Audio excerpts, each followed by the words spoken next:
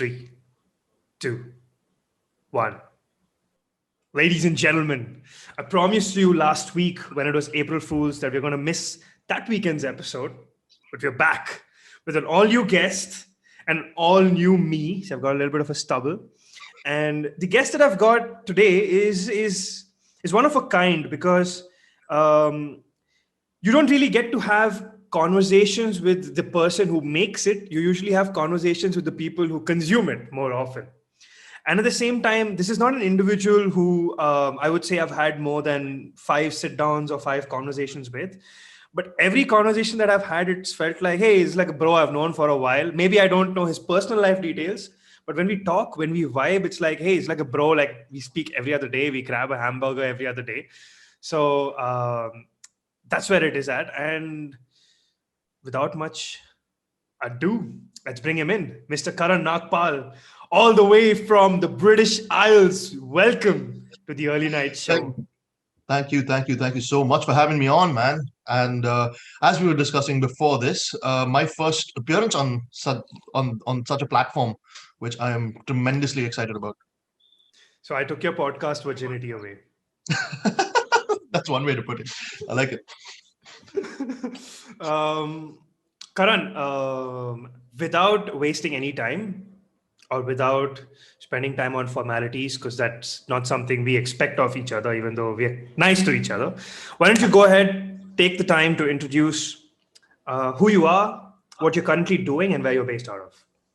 Right. So, name's Karan, as Anway said, and I am based in Edinburgh just now. Been here for 5 years. Came here to do my master's in brewing and distilling with my wife, who was my girlfriend then. She was studying regenerative medicine, and in fact was the reason that I came here, and she was the reason that I even found the course that I started doing. Finished the course, found a job in a couple of bars, ran a very successful craft beer bar for a while, and I'm now representing a brewery called Overtone, based in Glasgow, as a sales rep, and it is probably the dream job. So I've been doing that for about 6 months now, and hoping to hell to get out of this lockdown, which we've been in for well over a year. Um, let's I want to explore the past a little bit before we get into the present and the future. So what got you there? You mentioned it was 5 years ago. It's almost half a decade. And before we get into that, what is the citizenship like thing over there? Like, do you have to spend time working, etc.? Yeah, so because we spent the first year as students, that doesn't count into trying to get any kind of permanent residence here. So we are looking at 2023 when this visa that we're currently on expires, at which point, because my wife is an entrepreneur, we can set up, because she's created jobs, we can get a permanent residence in the Fantastic. UK, which we're trying to do. Yeah. Fantastic. Now, I don't want this podcast to be about Ishani because I'm pretty sure in the future, 15 episodes from now, me and her and you might Yeah. have a podcast about what she's doing. But maybe since you've spoken a little bit, you want to just quickly introduce in 2 3 sentences what she's up to there, which brought you Yeah, there. it's absolutely phenomenal. So she was studying regenerative medicine, which is effectively trying to understand stem cells and how they work. And while doing like this project that she was given in university, she came up with an idea for a product, which just quickly snowballed into what is her company just now, which is producing these microchips, which recreate the cancer environment. And what that allows companies to do is test drugs on them, but much quicker, far more accurate, far cheaper than the current models will allow. And it also completely negates animal testing. Holy moly. So Yeah, she's it's patented and literally everything, man. It's absolutely genius. she's spearheading what could be a massive mindset shift, not just mindset shift, technological and mindset shift in the medical space, right? Yep. It's paradigm shifting completely. It's $1 billion industry that's going to be turned on its head, which is having said it in those words just makes it a little more real. But yeah, it's absolutely phenomenal work that she's been doing. Dude, that's really good to hear. And how did that get you to or how did her making the decision, hey, I want to do this, lead you to deciding, hey, I want to probably join her and both of us could study together wherever we are studying Yeah. right now? Well, as it always has been, we've been together 10 years, I think now, but as it always has been, she's the one been driving the boat. It's from day one. Uh, we were, in fact, like, I think we were, yeah, 17 and 18 at the time, chatting away, as teenagers do. This is in And she Cottons when just, you were in Bishop yeah, Cottons? well, no, this was when I was in Jane. Okay. I did my PUC there. And yeah, having a chat in the middle of the night at some point, and she just goes, "Are you ever going to ask me out or not?" So I'm, fuck, I was going to, but now that you've done that, yeah, would you like to go out with me? And then You like, can't take another tangent there. no, at that point, there's nothing you can do. Uh, yeah, so from that point on, it's been she has been kind of driving the boat, and I've just taken the back seat very, very happily. Uh, she's inspirational, as you'll find out as you interact with her as well. So when she finished her undergrad, which was at Pessit, uh, I was finishing up at Christ, doing my hospitality management course. So she went, you know what? I'm going to Edinburgh. There's this stem cell course that just looks amazing. I'm going to go. Are you coming? I said, what the fuck am I going to do there?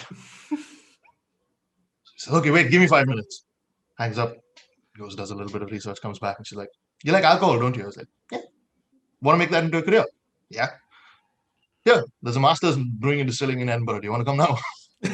And it was easiest decision I've ever made. Fantastic. I love the hustle, dude. That is Yeah, a hustle. she's very, very straightforward and very strong-minded, strong-willed, and it's just been one easy decision after another to follow her. Got it. So what did you do So after that? What decisions you made? yeah, And then tell us a little bit about what you studied, how your education yeah. was. Take the time, take the next So 15 minutes. uh, it started off obviously with Christ, but prior to that, I had actually attempted to move to Lavasa. So I started my hospitality course there, but due to circumstances working out the way that they did, I ended up coming back to Bangalore. And obviously didn't want to waste an entire year of my life waiting for, Christ or whatever else to start up and give me an opportunity. So I worked with my dad, who runs hotels, bars, restaurants all over the country Shilton, now. if I'm not wrong, right? Yeah. So it's Shilton Hotels that he started off in, what was it, 2005? Fucking hell, it's been about 15 years. Fuck yeah. uh, 16 years, damn. yeah, Oh, that's a long, long, long time.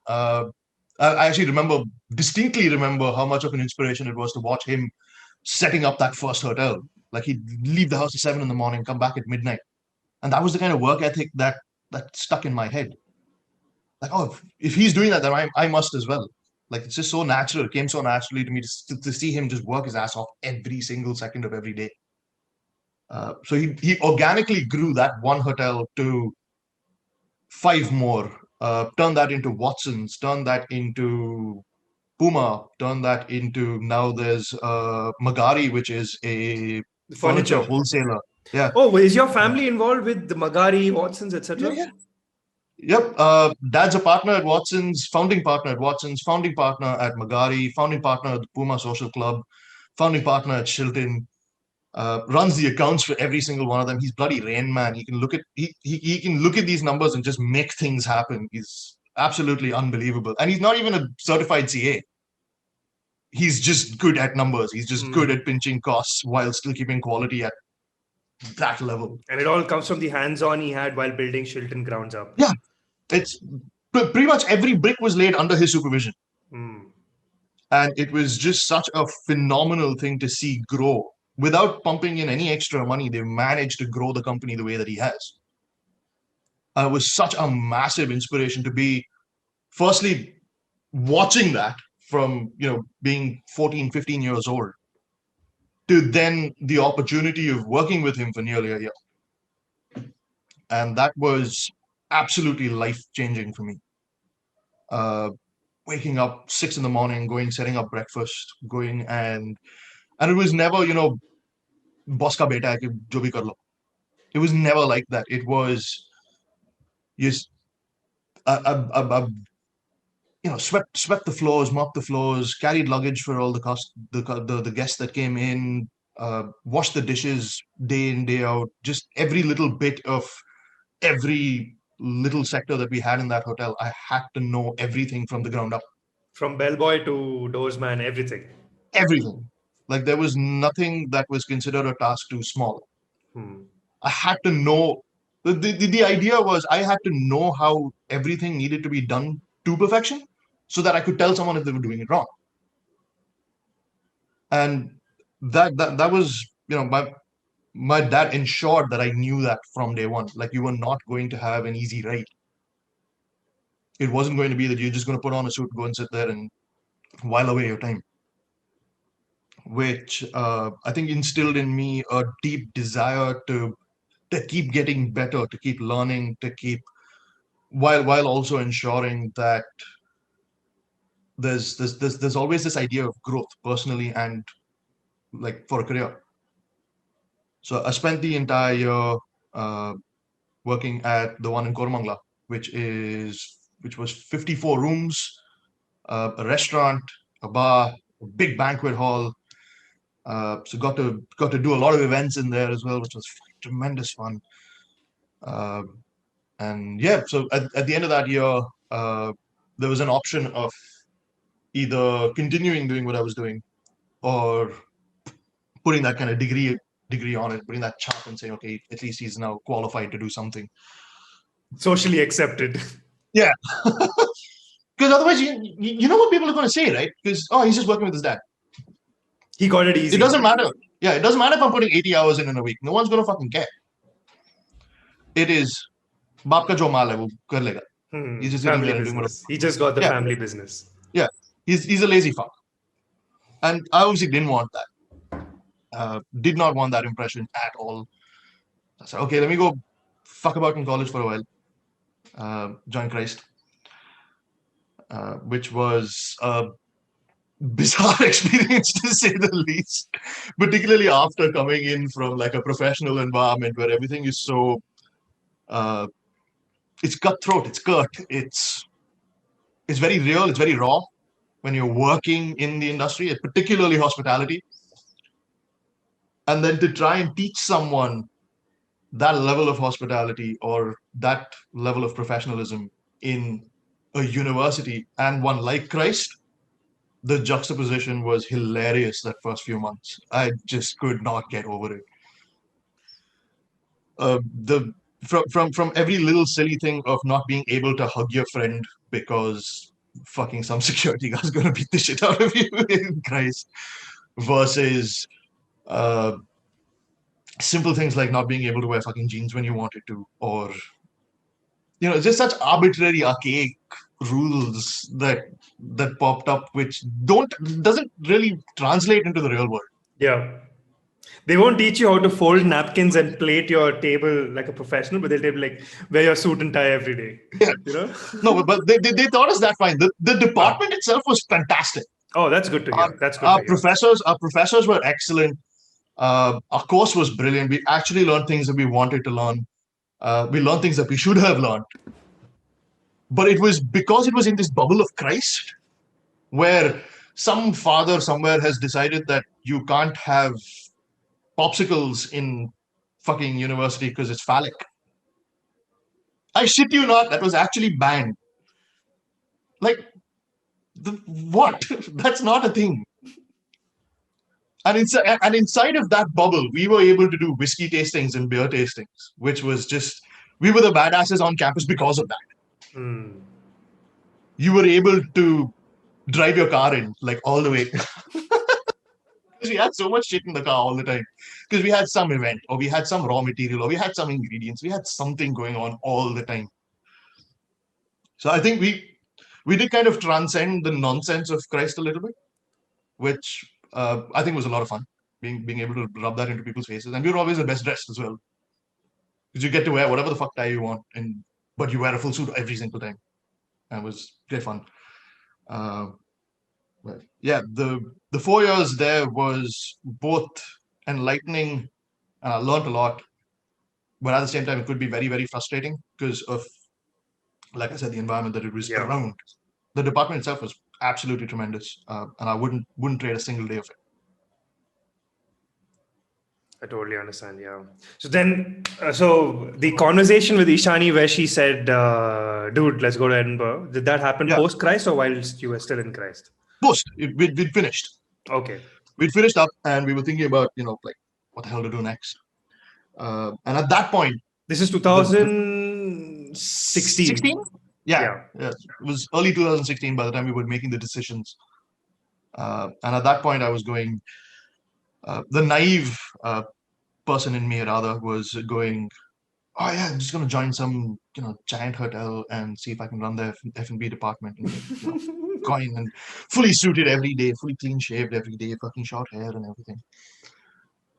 With there was a part of me that was exposed to beer, and that was done firstly through traveling, which I was very lucky that my father took me to all over Europe. I went all over Australia, went all over Scandinavia, and that was in that four-year period.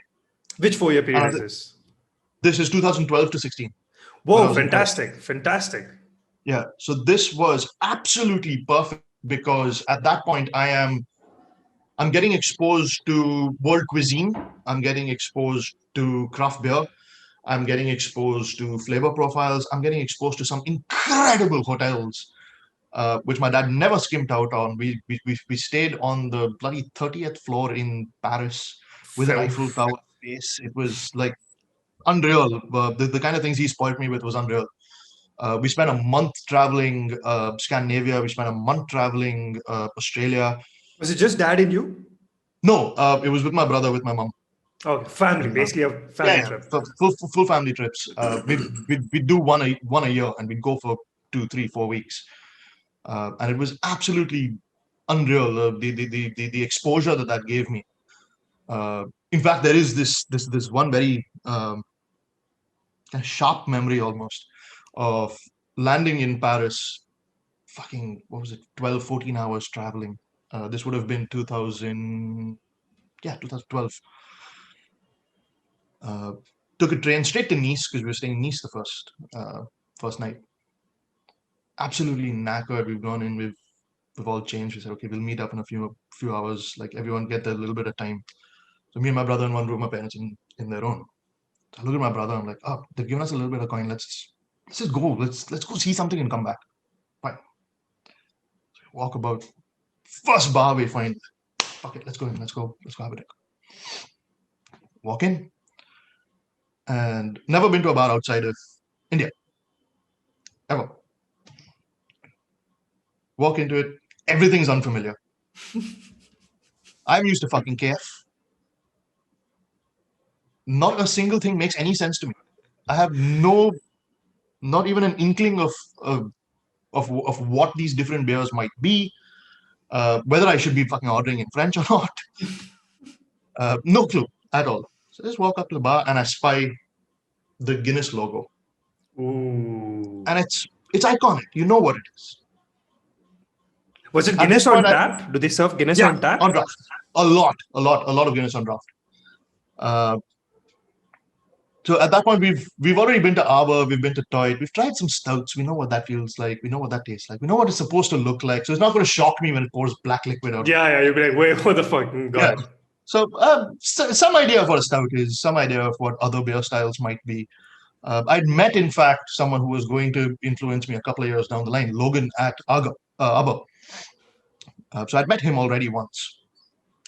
And I'd had a couple of weird random brews at Arbor, and I'd fallen in love with it already. And then I'm like, what the hell is it? Guinness, I know what that is. Can I please have a pint of that? Yeah, of course. The whole the romance behind pouring it halfway, putting it down, letting it settle, topping it up. I'm just watching this. I'm going, what the fuck is she doing? Like, why am I not getting my pint straight away? Didn't question it, obviously. I saw it. Okay, she's putting the tap this way, doing all the random shit with fucking beer. Puts it in front of me. That's the sexiest thing I've ever seen in my life. You see have you ever seen a Guinness when it does that kind of surge? Yeah. So what's happening there is a little sciencey on that. So there's very tiny bubbles because they use nitrogen rather than carbon dioxide. Okay, for So the fizz. for Guinness, for Guinness in particular. So Ah, they okay. have patented this, well, not process at least, but this dispense Formula. method. Okay. Yeah, it's a dispense method where instead of using just straight up carbon dioxide, they use a 70-30 blend of nitrogen and carbon dioxide. So Whoa. the bubbles are way smaller. So what happens when you pour that in is the smaller bubbles are going up to the top and creating that thick Guinness head. But because of that effect, it's creating this cascade. So the bubbles right on the edges of the glass are moving downwards. That's why it looks like it's moving downwards. So you see the Oh. surge that Guinness creates, it comes from the nitrogen. And it is the sexiest thing you can see. So it's almost like the bubbles are in cycle. The ones in the edge Yeah, going down, the one in the middle is coming up. yeah, that's exactly it. But because they're so much smaller, they don't work like CO2, where you can see each single bubble going up and down like that, which you can sometimes see if you're holding up a lager, particularly when they're so clear. It's very easy to see that one bubble kind of float down, one will come Yeah. back up. It's kind of doing it very slowly. But because of all of this being so jam-packed in there, it's happening much quicker and it's happening in a much smaller scale. It looks So more frothy than bubbly. and you can see it kind of build that head.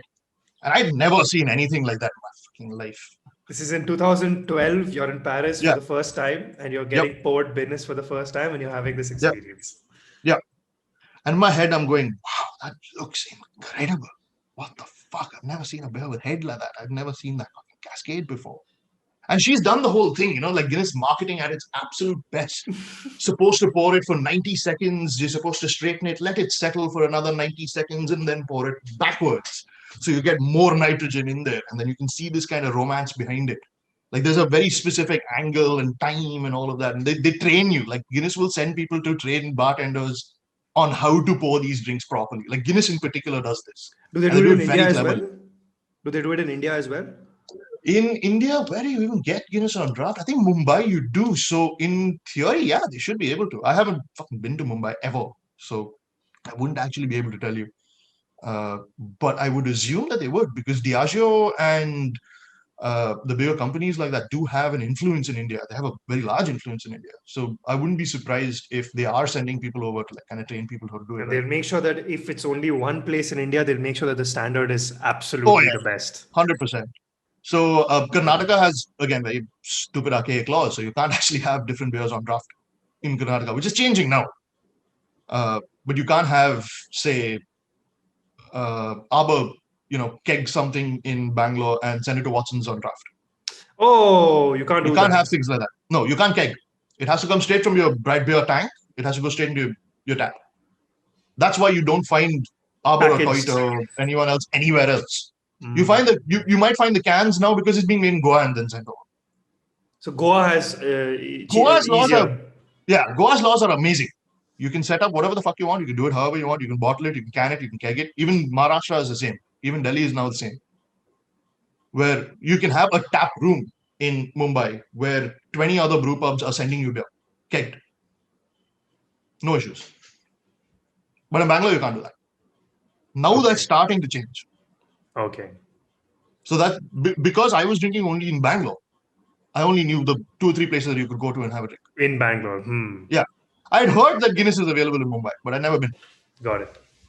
It's still not available in Bangalore on tap anywhere, Guinness, right?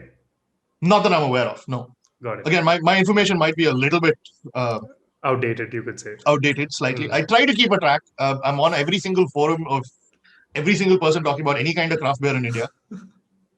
I try to keep a track of it.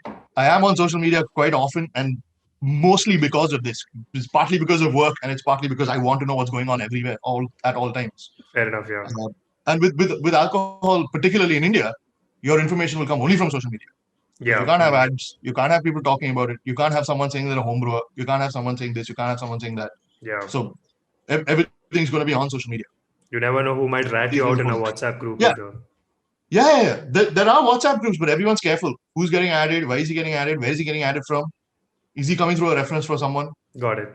They've even changed the name. It used to be Bangalore Homebrewers. Now it's what was it? Bangalore Hoppiness or something. They can't even use the word homebrewers anymore. They're scared to do that, which is a like crying shame. It's ridiculous. Why the fuck would you allow Killing someone an to do art that? form. Yeah, it's very prohibitive to creative people as well, which is really annoying. So it's good that you went there. Anyways, yeah, as you were Yeah, talking about the Guinness. yeah. So I have my first sip, and if you watch the movie Ratatouille, Yeah. see him close his Igor. eyes when he has something, and it's like explosions everywhere. That was me the first time I had a sip of Guinness. This sparks and firecrackers, everything just exploding in my head, going, "What the fuck, man? How the hell do I make this? I want to know." So that little kida was there already. That I want to know. Even if I don't do it, even if it doesn't turn into a career, I want to know how the fuck did they do that. So go back home, and I've now met a few people while networking around in Aba. I've met some home brewers. I've met some other professional brewers. I then met a dear friend who unfortunately passed ago, John Epen, who again one of the very influential kind of people in my life at that point. So he was running a company called Tales of Froth, which set up this Facebook group and got a lot of like-minded people together. He was working with home brewers, he was working with professional brewers, he was doing events, he was collaborating with Arbor, he was collaborating with Three Monkeys, he knew everyone, he was writing articles about it. Like he was a pioneer for craft beer in India, let alone just Bangalore, but in India. John Abbott. He's Yeah. So he'd spent his life predominantly in Canada, but he had worked a lot with, he was a pilot, but he had worked a lot with beer. And then he decided to move back to India. And honestly, he shot the industry 5 years ahead when he did that. It was the best thing that could have happened to craft beer in India. That was the amount of influence that he had. He was a father of it. He was a pioneer of it for a long time. And so I started kind of an unofficial internship Nice. while still at Christ. So I started writing for him. I was always obsessed with writing, with the written word in general from when I was maybe 12. So this was fantastic to be able to do, something this different.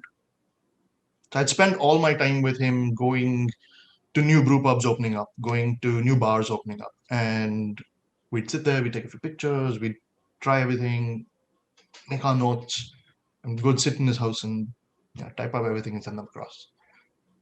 So he introduced me to a couple of very dear friends of mine, Karthik and Vivek, who were at the time helping homebrewers find equipment, find grains, find hops, and trying to help us sort all of that out. So I did my first couple of homebrews then. So this would have been what, 14, 15. 2014-ish, I think it was. So I'm homebrewing a little bit. I'm trying to get into recipes, and I'm working with these guys that are just at the forefront of everything. These pioneers that are working. Some of them were just homebrewers, but the rest of them were professional brewers. And I was getting a chance to go and do tastings with them, and I was going to people's houses and trying all their homebrews. Really eye-opening, really good fun. And then through Christ, you were supposed to do an actual internship. So obviously everyone's going into Leela and Taj and ITC. And I go up to my HOD and I go, I'm going to Aba. Says, no, you're not. So why? I can't let you go there. What are you going to learn? So firstly, I'm going to learn brewing. And it's also a 10,000 square foot restaurant. Yeah. It's a damn good restaurant. I can learn that too. You want me to be in the kitchen? I'll be in the kitchen for some time. I can learn that too. So lots of arguing later. They did bulk finally, which I think was great because they did that for me. The next few years, a lot of people worked at Toit, they worked at Arbor, they went to other places. So it did help kind of break that stereotype of like, oh no, you can't work at these like silly places. No, it's not a silly place. You're learning a lot. So you go try it. Gone are the So ITCs. I think these silly places have become the new norms, right? I think so, and that's a great thing because there's this in hospitality. There's this kind of blinded view of yeah, if you're in hospitality, you have to become either a very, very good chef or you have to work in some big hotel.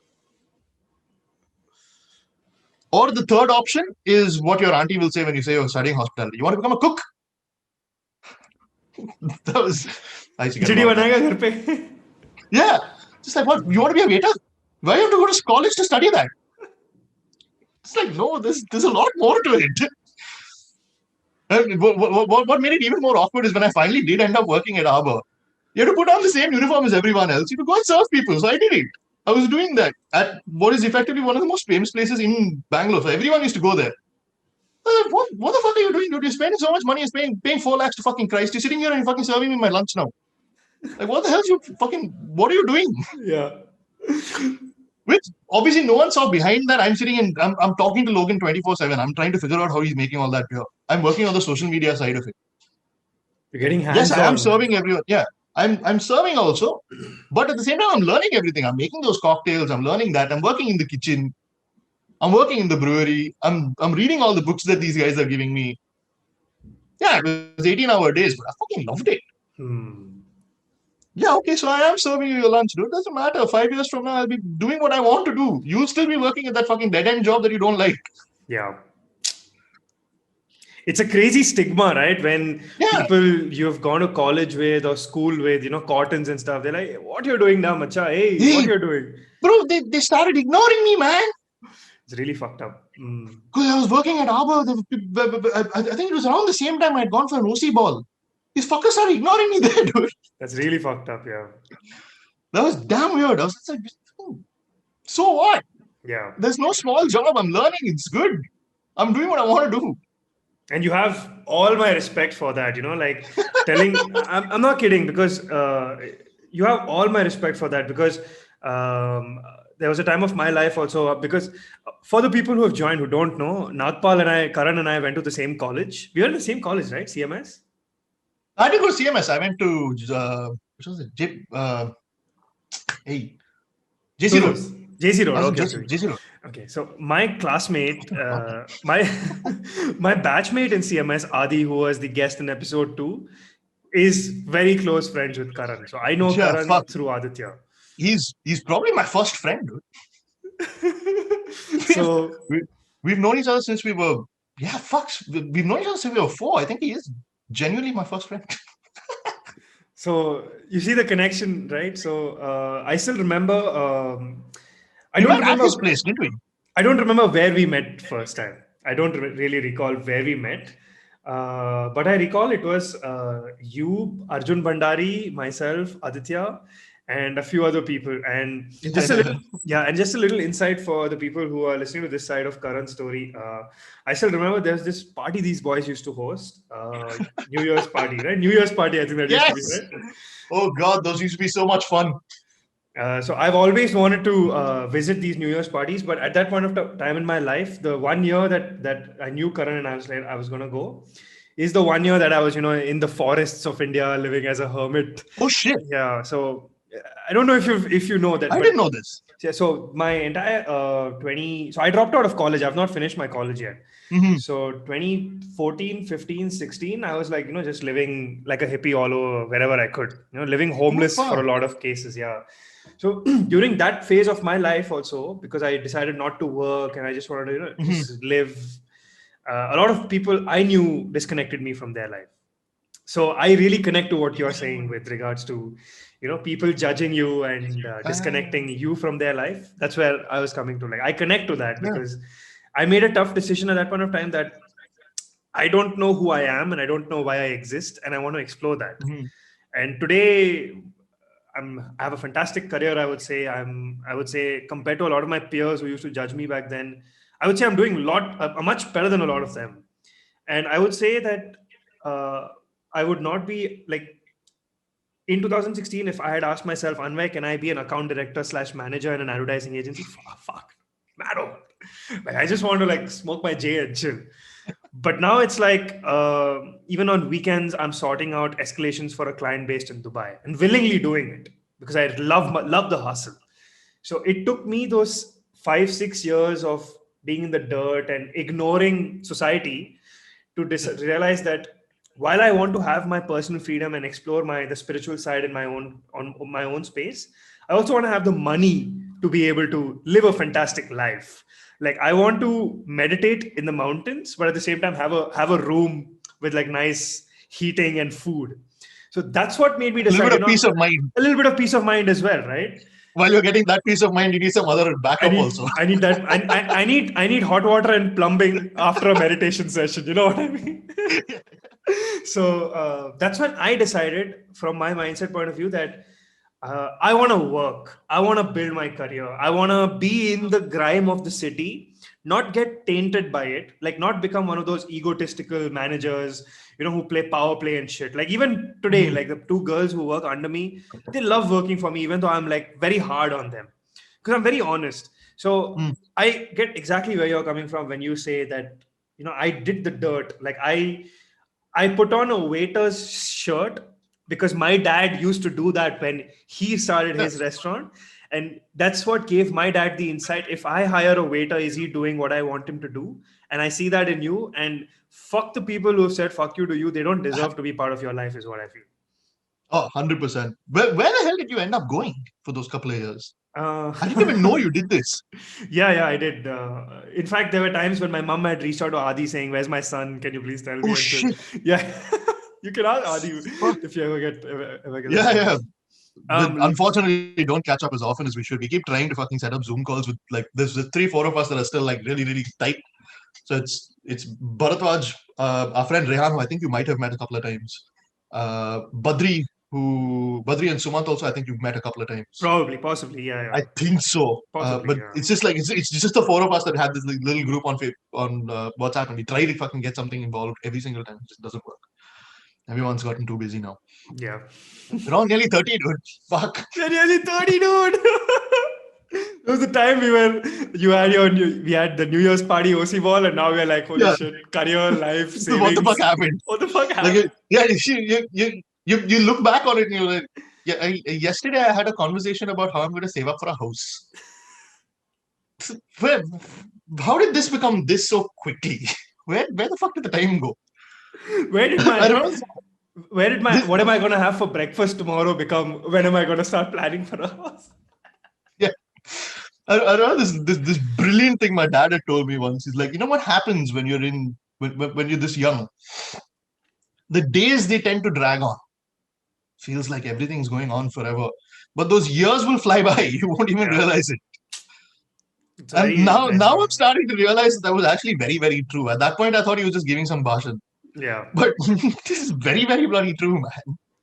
When we were young, we'd be like, when will I have the freedom? And then Yeah. 5 years later, we're like, wait, when did I grow up? No, but also what happened to that freedom? I still don't have it. It's still working. Yeah, No, I get it. we're very lucky. We've both got jobs and careers that we really enjoy. I Yeah, think that's that's an good. absolute blessing. So I've yeah, never, yeah, go ahead, yeah, finish it. I've never taken a job that I Didn't want. knew that I wasn't going to enjoy, and I've taken great pride in that. I will apply to 50,000 jobs, but I will only take the one that I know I'm going to like. I will struggle and struggle and struggle, and I will beg people, and I'll sit on my knees, and I'll work for less money, and I'll do whatever else I need to do. But I cannot wake up in the morning thinking, "Oh shit, another day of work." Mm. I need to wake up and go, "Yes, today I get to do this." So how about you tell us a little bit about college and what led to Overtone? Yeah, fuck. Yeah. A long time. Um, so So I think the last uh, story we left off as well at was you guys decided you want to go to Edinburgh, and yeah, how did the Edinburgh story start? What happened there? yeah. So having worked at Arbor now, uh, this was now coming into my last year. I've specialized in food and beverage service. I've focused heavily on beer as much as I can because it's something that I really like. I've picked up as many books as I possibly could. I've asked people what books I should be reading, what books I should be buying, and I'm trying to understand the science behind it. I'm trying to understand everything behind it. And as I said, Ishani had pointed out that there was a course that I could go and do a master's in brewing and distilling. I said, wow, that sounds incredible. Straight away, email. fucking CV, cover letter, purpose letter, whatever they want. Fucking everything's been typed out, written down. I've stayed up all night fucking working on it. Send it straight away to Heriot-Watt University. Heriot-Watt University. Yeah, here in Edinburgh. I get an email back the next day, resounding no. Really?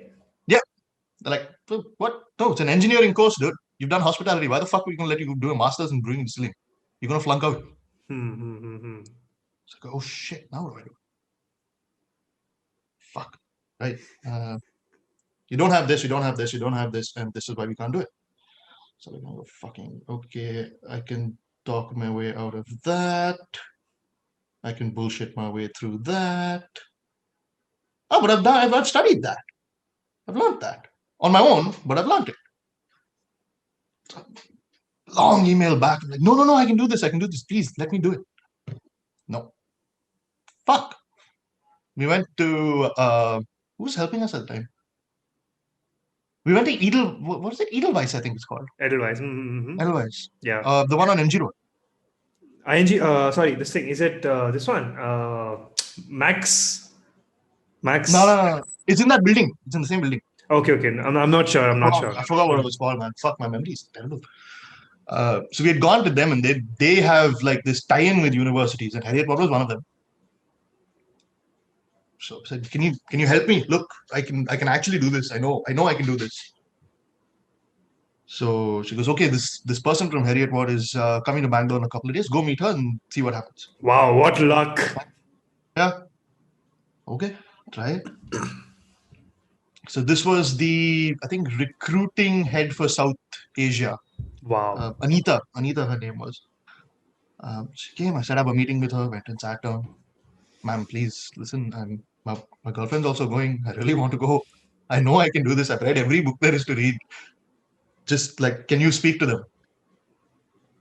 After about an hour and a half of trying to convince her, she goes, okay, I'll vouch for you. Great. She then persuades these guys after a 2-hour conversation. Damn. And they come back and they say, okay, we'll let you do it, but here's the deal. You start off on a diploma. So what that means is it's a 9-month course, and it won't be called a master's. After your first project, depending on how well you do, we'll consider. From that time, we'll see if we want to give you the master project. Okay, they were testing the waters with you. Yeah. I fucking give, dude. I'll take the diploma also. I don't care. Let me just go to Edinburgh right now. So by this time, Ishani's education there was set. She knew and she's already enrolled. She got it within 2 seconds. She's an absolute genius already anyway. She applied for it. She's done all the bits that she needs to do. Her grades are incredibly high. She's got her own, like, she'd already won a couple of competitions. She already had a patent in India also. Great, all right. With cancer diagnosis. She had already got that with another team of hers. And obviously, if anyone interviewed her, they could see that she's a generational genius at this point. So there was no doubt that she was going to get it. She had already decided in her head even before she applied, I'm going. Got it. There was never a thought in her head that, I might not get it. I know exactly what you're saying. And I know, in all honesty, I didn't think that it would be a problem for me either when I applied the first time. My grades aren't good, but they aren't bad. It's brewing industry. What else do you need to know? I had no idea it was a fucking engineering degree. It's beer, dude. Anyone can do it. Yeah. It's simple. But yeah, finally, after I think it was like 100-odd emails and a couple of very long meetings later, that I was finally okay. I'm going. So you never had to travel there for a one-on-one, face-to-face, nothing, no? No. It was all done on the phone. I don't think. There was no need for like face-to-face at that point. Okay. It was a lot of emails. It was a whole lot of emails. I still have all of them. Put them in a folder. Yeah, so we make the move. It was September 2016, and again, this is just like ingrained in my head. We land. She's never traveled outside India before, at all. I've traveled a wee bit, but never that far west. Never been to the UK. Never been to Scotland. Never even Never considered alone. Scotland. Yeah, never alone. Land. Had stayed at a hotel for a couple of days before we went to the student accommodation that we had finally managed to book. And all our bags, like literally, like we moved our whole life, like fucking 3 bags. And we get I off. remember seeing your Facebook posts around that time when you guys were setting up the house. I remember seeing those. Oh man, that The was. closets being set up and stuff. I remember those. I remember It those. was such a. It was such a. Uh, it was an experience that you couldn't put into words. It's like, oh, we're living on our own now. You know, you're living 5,000 miles away from home. Yeah. You're living together. Yeah. We've been together 5 6 years at the time. It's a more profound experience into to building your domestic relationship than a lot of couples have in India who might spend time apart from each other and then choose to get married. You guys Yeah. lived in another country, managed finances, managed your social Mhm. lives without Yeah. being married, and then now you are making that decision. Hey, we want to get married, so you have that much confidence, experience, Yeah. Well. and Actually, that decision also came in a very strange manner. It was because I was getting kicked out of the country. he's I mean, like, wait, we always wanted to get married, but I don't think we thought about when. And after my degree, I couldn't find a job because you need a sponsorship to stay here. And there was no one in hospitality that could. I looked at every single hotel in the entirety of the UK, looked at every single brewery in the entirety of the UK, went through every exhaustive list that I could find, sent my CV and cover letter to every single one of them. I think it was something like almost 2,000 emails I sent across. Every day, just constant 8 9 hours of exploring, trying to desperately find someone that will support me to stay. right. No, because all the small breweries. If there was a larger brewery, I didn't want it. I don't want to work at Heineken. I don't care about it. I don't care about the product. So all the smaller breweries don't have the money to sponsor. If it's a smaller hotel, they don't have the money to sponsor. What the fuck do I do now? So Ishani, as always, steering the boat. We'll just get married. I'm going to stay here, right? Just get married for the visa. It's fine. So yeah, that was it 2018 August, and we just decided to jump into the it's a council house place, suit on, go there, exchange rings, walk out, done. In Fantastic. 2 hours we were married. Fantastic.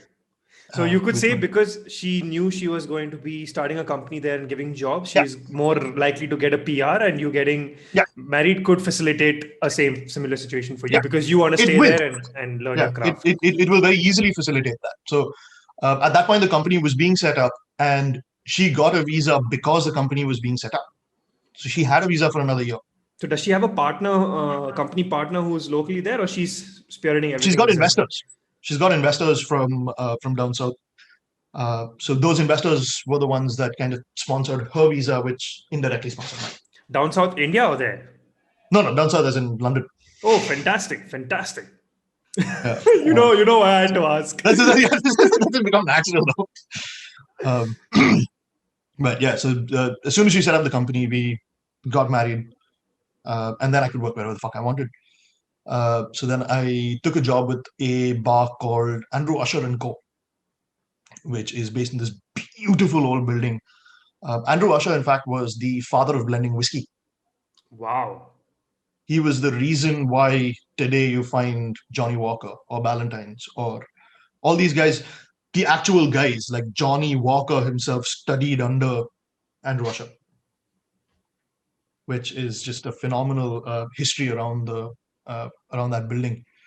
He was a tea blender, and he used his expertise in tea blending with his wife, who used to do the same, and they started blending whiskeys, and that just became the absolute fucking gigantic industry Standard. that exists today. Hmm. Uh, but funnily enough, it was a craft beer bar. And I remember walking in there at this point again, now desperately looking for a job because money, need money. It's expensive to live in places like this. Don't want to mooch off my parents any longer. Until this point, they've supported me for everything. I had a couple of part-time jobs, but they've supported me through and through. So I walk in. He goes, just I'll show you around the building. Shows me around. He's like, oh, you must know how to do that. You must know how to do that. You must know how to do that. I'm like, fuck me, I've never seen any of this shit in my life. It's like 7 different kinds of kegs, 8 different kinds of couplers. How the fuck do you what is putting a beer on water mean? I don't know. So, yeah, of course. I've done that. Just bullshitting my way through everything. Walk back outside. I'm like, fuck, what am I going to do? Firstly, he's not going to give me the job. If he gives me the job, what the fuck am I going to do? He goes, okay, you can come on a trial shift on Friday night. Go back home. I'm breaking my head. Like, okay, I'm picturing it all in my head that I've seen all that. If I do this, it'll probably work. If I break something, I'll just apologize and say it was different with the previous bar I worked at. I'd worked at different bars, but I'd never worked with draft. I'd done part-time jobs, but it was always like it was in a theater or it was in a hotel or it was somewhere else where they don't have draft products. Got it. So I didn't have to work with these lines and I didn't have to work with cleaners and I didn't have to work with different beers. Right. And these guys had 20 taps, 20 different beers, and it's constantly changing. So between each beer, you have to put it on water, flush it out, put it on cleaner, flush it out, put it back on water, flush it out, and then put a new beer on. I had no idea how to do shit like that. Fuck. Okay. So that cleaner is to basically make sure that you don't have the same residue taste. Yeah. It cleans out the yeast, it cleans out the hops, it ensures that there's no residual taste or any bacteria in there. Got it. Because the end of a keg would tend to have a little bit more of the yeast, a little bit more of the sediment. That's why if that'll you go come through. If you go to a pub and they're usually at the end of their the beer, it's slightly stronger, a little bitter as well, right? Yeah.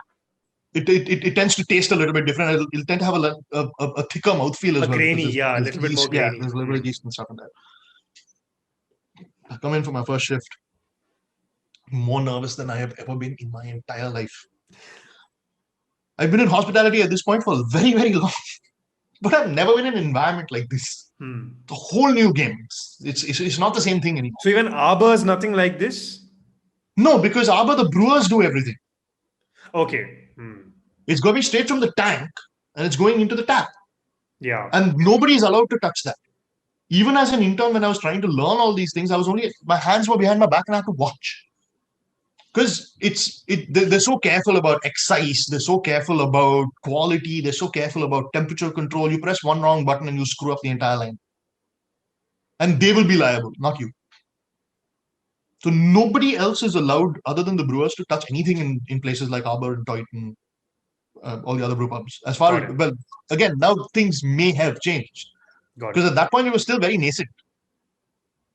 When I was working there, it was what, five years old. It was 5 years ago that we had our first brew pub at that point, which is now today 13 years. That's a long time. That does change. So now maybe there are more systems in place. But at that time, it was sacred. No, don't you dare even look at the bloody tank the wrong way. It might stop pouring. So I knew about lines, I knew about dispense systems, I knew about kegs, but I never worked with them. That's the difference between, having theoretical knowledge of something and then actually putting it into practice. Yeah, which is an entirely different beast. And are the tools and processes different in India as it's in the UK? Very much, very, very much so. I think other than the fact that they're both beer, I don't think there's anything else that's common. Because everything here is now shifted. It's now not steel kegs as much. Here you have cask beer, which is served at ambient temperature. It's not carbonated. You've never had anything like that in India. You've never had anything like that even in the US. It's a very, very UK thing. It's only here. People have now shifted to things like key kegs, which are more environmentally friendly, they're sustainable, they're cheaper, they're etc., etc., etc., etc. Everyone's shifted onto that. I don't know if that's a thing in India yet. And also, as I mentioned, most places don't even keg their beer anyway. So your dispense systems are entirely different anyway. It's direct to tap in India. It comes in from the tank straight into the tap, which there are a couple of places that will do that here, but more often than not, it's a brewery and a bar. You don't Got have them it. together. Got it. Not as much, at least. So it's the brewery, it's stored, it's probably kept chilled or something, and then from there they take it to the bar. Yeah. Got it. And that's how it works across the board. Well, mostly across the board, with exceptions here and there. Like the next bar that I worked at was a brew pub, so they had a little brewery inside, but Got you it. still also had 20 taps with other stuff in it anyway. So I do my first shift at Ushers. Walk in Friday night, heaving 5 deep across this gigantic bar counter. I'm like, okay, volume I can manage. I've never poured anything out of a bloody tap like this. First pint I pour, fucking just foam. Oh shit, what the fuck am I doing? I'm gonna get fired. Before I even start, I'm gonna get fired. Okay, relax. Chill, don't worry about it. Shows me how to do it a couple of times. I had an amazing team there. It was an absolute dream. And they were very patient with me to start off with. So show me how to work everything, show me the still systems, show me the dishwasher, how to work that, go clear this, go clear that. And then about an hour into that shift, there's 5 other people on staff, and they all disappear. My left, my right, no one's there. The fuck? And 25 people in front of me. And how many covers are you serving per hour from that? How many covers is that bar serving per hour? Fuck knows, man. It's a standing bar. It's Okay. 35, 40 people standing in front of you. There's 200 people seated, and they're constantly looking for beer. But the one advantage is in the UK you don't have to provide table service. They'll come to the bar and get the order. Oh, it's standard. Yeah, that is the standard in bars, not in restaurants, in bars. Okay, so you're like pubs, basically. You're pubs. Yeah. So I have to go and Even if you've got self-service. food, even if you've got food, they'll come and ask you. They'll give you a table number. They'll come and ask you. You have to serve the food there, but they'll come and place the order. They'll pay for it immediately at the bar counter. Understood. Got it. Clear. Got it. So it's self-service, pick up and pour. Yeah. You go to the kitchen, you get the order, and you give it to them on that table. You know which table number it is, and you have the order in your hand. Got it. But they've come and paid for it at the bar counter. Got it. I've got 35 people in front of me, all alone, brand new. What the fuck do I do? Look around, can't see anyone. I don't know where the fuck they've gone. Fuck it, I'll do it myself. Start pouring everyone's drinks, trying to memorize which beer is where. 20 new beers. I've never fucking seen them before. I've never tried them before. Serving as much as I can. New till system. Never seen it before. Trying to get used to it. But 20, 25 minutes later, I'm exhausted. I'm sweating. Served as many people as I can. Where the fuck are these guys? I see the door at behind the bar. Go and push it open. I was like, they're all sitting there and watching me on the camera. Like, you have a question? I was like, yeah, I don't know how to work this thing on the till. Come out, they show me, and all 5 of them come back, do their work. Basically, they were testing. Like, That's fucking can cool. can this guy do this or not? Can he handle the heat? Yeah. So I managed it for about 25 minutes. I didn't have a question. I didn't look completely lost. I was, but I tried not to look it. Served people everything that I could. And then the next day, he calls me and goes, "Yeah, you've got the job when you want it. When can you start?" Nice. Like today, like give me every shift you've got. And that was December 2018, I want to say. Yeah, December 2018. And I worked, I think, 17 days on the trot or 18 days on the trot or something like that. Every shift they could give me, I just took it. The only days I had off were the ones where I was working at the other job, the part-time one that I still had. Okay. Because I'd given my word. And I said, I'm going to do those shifts. And I'm not going to cancel them. I will go and do them. So I did 15 odd shifts at Ushers, straight shifts, which was like starting at 4 o'clock, finishing off at 2 in the morning. Back home, start again. And did that for 15, 20 days, I think, straight. And every time there was a day off, it was because I had a shift somewhere else. So that was a beautiful learning experience because, like I said, it was an amazing team. These guys taught me so much. They were very patient with me, taught me how to change these kegs, and where the beers are coming from. Sat and spoke to them about all of that, flavor profiles, hop profiles. We had a range of other products. We had cocktails that we were doing. We had tons of whiskeys. We had lots of absinthe and rums, which I'd never heard of before. Learned all of that. Learned a little bit about cask management. Uh, got to know the chefs very well. Amazing menu that we had there as well. So just dove into it head first, just like a sponge, trying to absorb everything that I could. Ended up working there for just over a year and a half, Okay. I think. No, about a year. Yeah, about a year. At And there Ushers was, and Co. yeah, management changed a couple of times, and was the third general manager that I was working under who came in, and he came in as a guest the first time. Okay. Comes up, speaks to me for a little while. I'm serving him as I'd serve any normal guest. Halfway through a sentence, he cuts me off. Like, what's your job here? What's your position? I'm a bartender. How many hours do you work? 50, 60, whatever I get. You don't have your own keys, which means, are you a supervisor? No. Why the fuck not? I don't know. The local Brit guy. He's a local Scottish / Brit guy. Scottish guy. I don't know. I've never asked. Okay, I'm the new general manager. You're getting your keys tomorrow.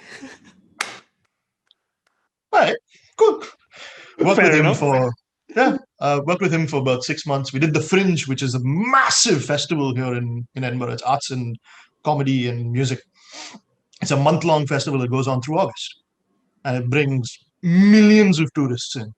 Obviously, it hasn't happened in 2020 and might not happen in 2021, but this was 2019.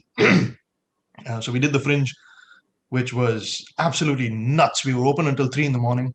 So we'd finish at 3, close the bar up. There were a couple of places open till 5 to have a couple of drinks, start again at 9 a.m.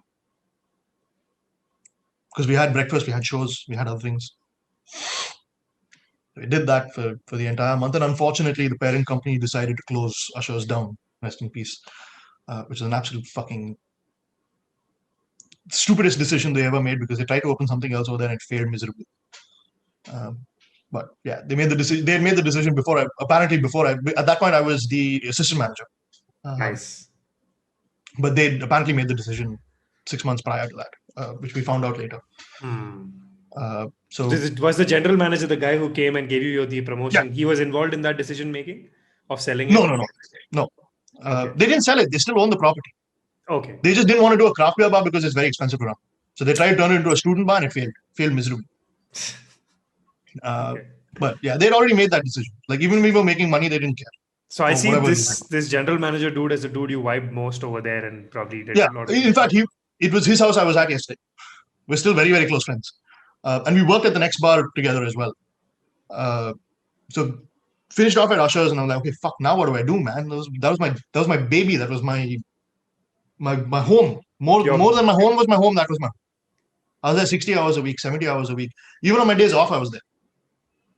It was like the team was amazing. The customers that came in there were amazing. We'd built this beautiful community where, there was just 70, 80, 90 people that would come in every week. And no more were they strangers. They would come in and they'd find the other person and go sit next to them. It was just like this everyone knew everyone, kind of local. And we'd be getting weird beer from fucking everywhere. Getting beer from all over Belgium, getting beer all over the US. Just all this random nonsense that no one else forget Edinburgh, the rest of the UK might have not seen. We were obsessed with trying to find all these weird nonsense breweries that no one would ever try and even think about working with. So they did all of that, and having been forced to move on, started applying for more jobs. Got offered a general manager position at this kind of local theater bar. Okay. Good money.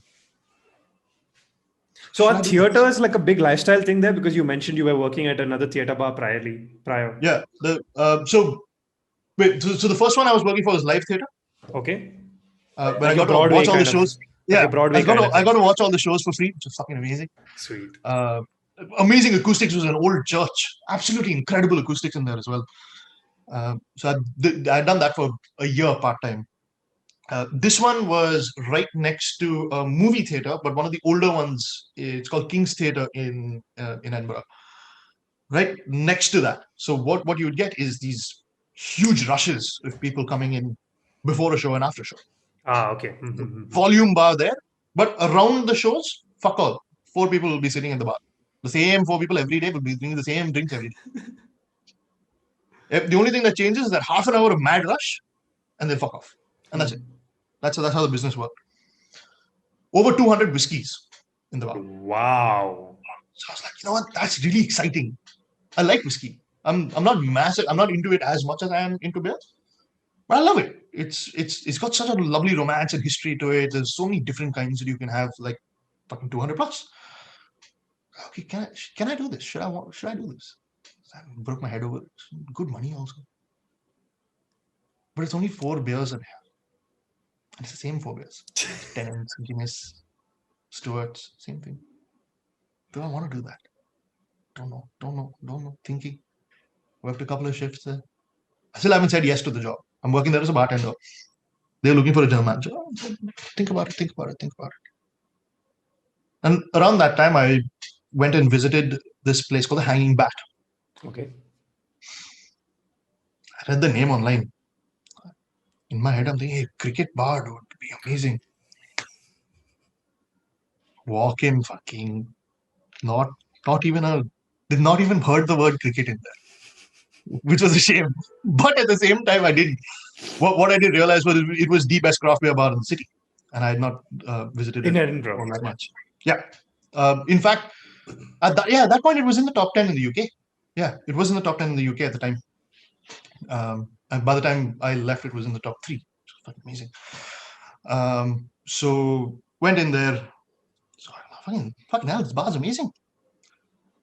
And I met another manager that I had worked under through Ushers. One of your second or first managers? Well, basically my manager's manager. Okay. I met him in there. What's he doing here? No, this is my bar. I'm the general manager here. Oh, nice. Are you looking for a job? Ushers is closed. Are you looking for a job? Yeah. Come meet me tomorrow. All right. When I spoke to him the next day, told him, got a job at Bennett's down the road.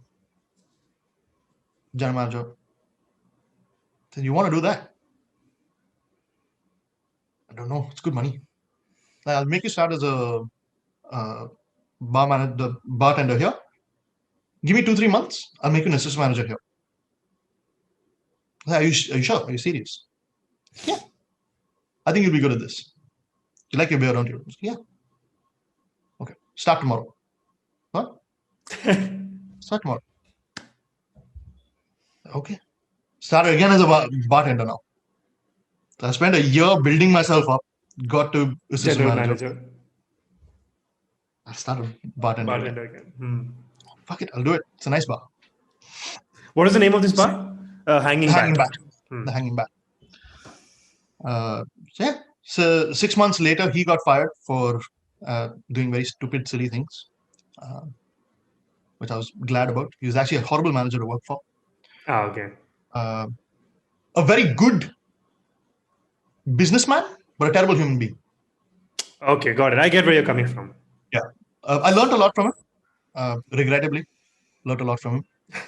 But yeah, so in 6 months he got fired, and big bosses come down.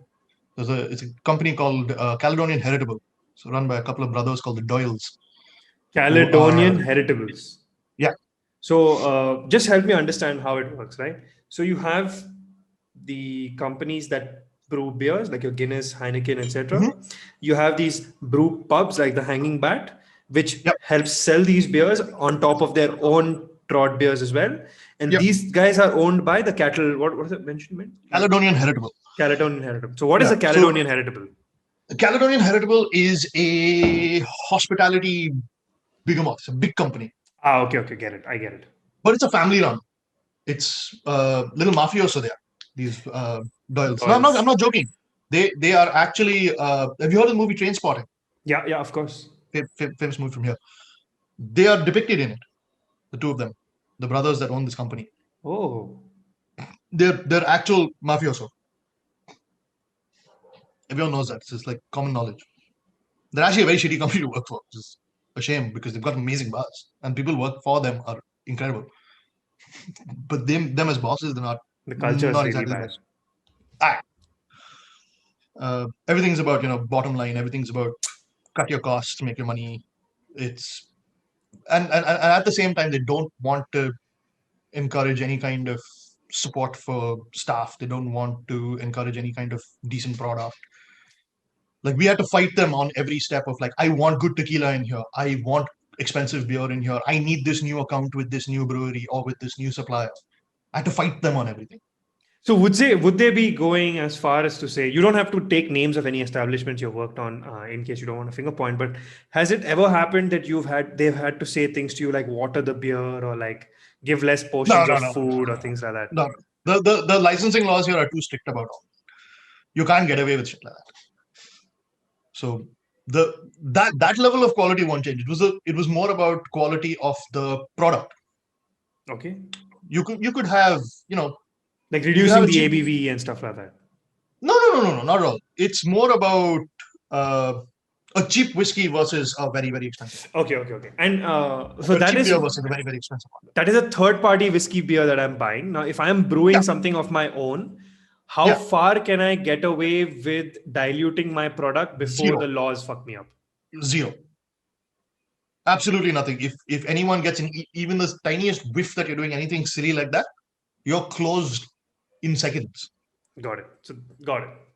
That's It, cool. the revenue and customs and all these guys will be on your ass in 2 seconds. The licensing is very, very strict, and people follow it.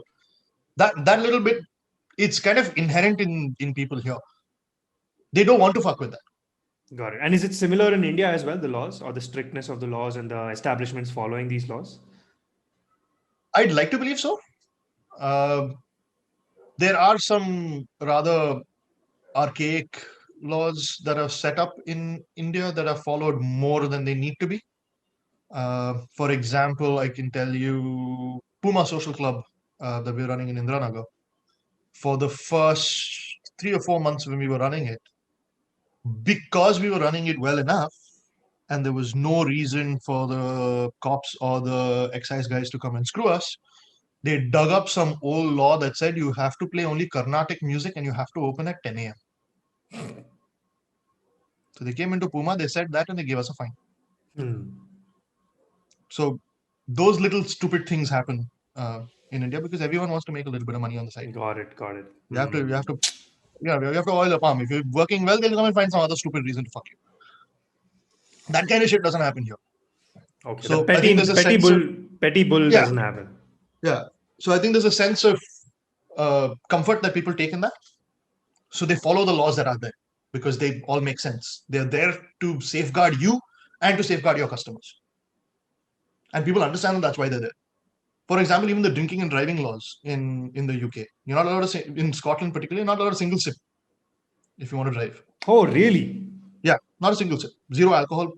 12 hours prior, I think, or 8 hours prior or something. Wow. People follow it. There's not a single cop on the road, dude. There's no checking, no breathalyzer, nothing. I have not met a single person that breaks that rule. Fantastic. It's ingrained. It's very It's, natural. I get what you're saying. It is. I want to be safe because that means I am safe and the person next to me is safe. So I will not drink and drive. That is how much alcohol is a part of their life that they make conscious decisions when Yeah. not to drink. Yeah. If I have to drive, means I won't drink tonight. God. If I have to drive tomorrow morning, also I won't drink after X time, or I won't drink this many units. Got it. It's so much part of their culture to just follow these rules. Got it. Which you won't find in India. I've done it. I've been very, very drunk and driven where I shouldn't have. What you did? Got caught by breathalyzer also, gave him $100 and went home. I know I've done it. And I know that I was completely wrong to do it because I was 18 years old and I was a stupid idiot.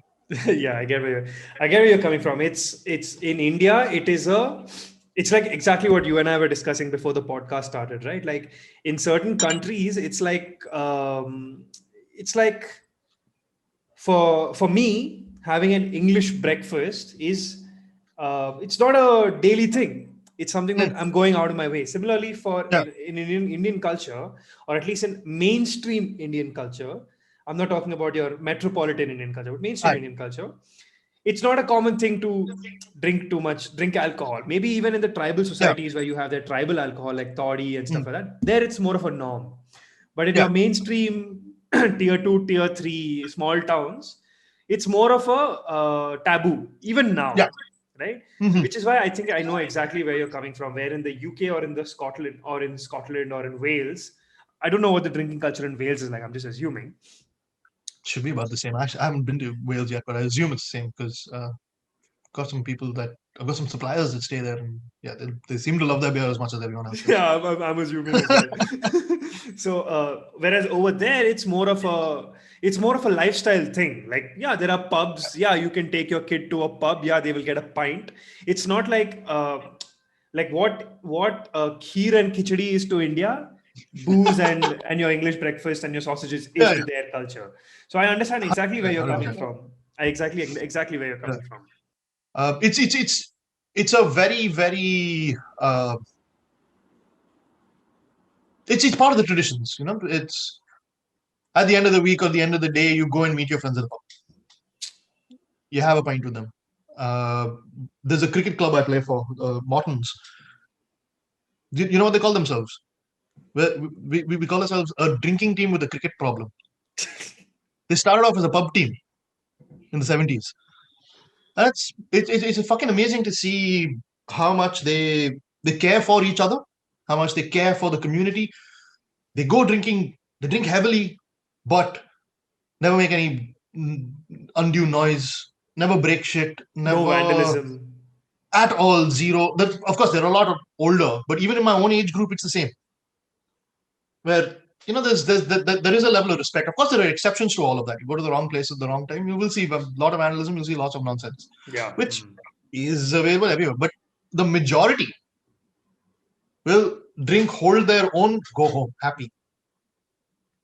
It's No very throwing. civil. It's very Yeah, civil. They don't drink to get drunk, if I may. no, it's yeah. You want to get a little bit of a buzz, but you're there more for the social interaction. It's a social lubricant. That's all it is. I get exactly what you're saying. It's not for party.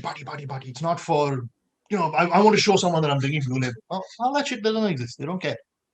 I'll drink whatever I want to drink. I'll drink how much of it I want to drink, and I'll go home. It's very independent. You're not worried about the next person. You're not worried about someone. Koi kuch kahega.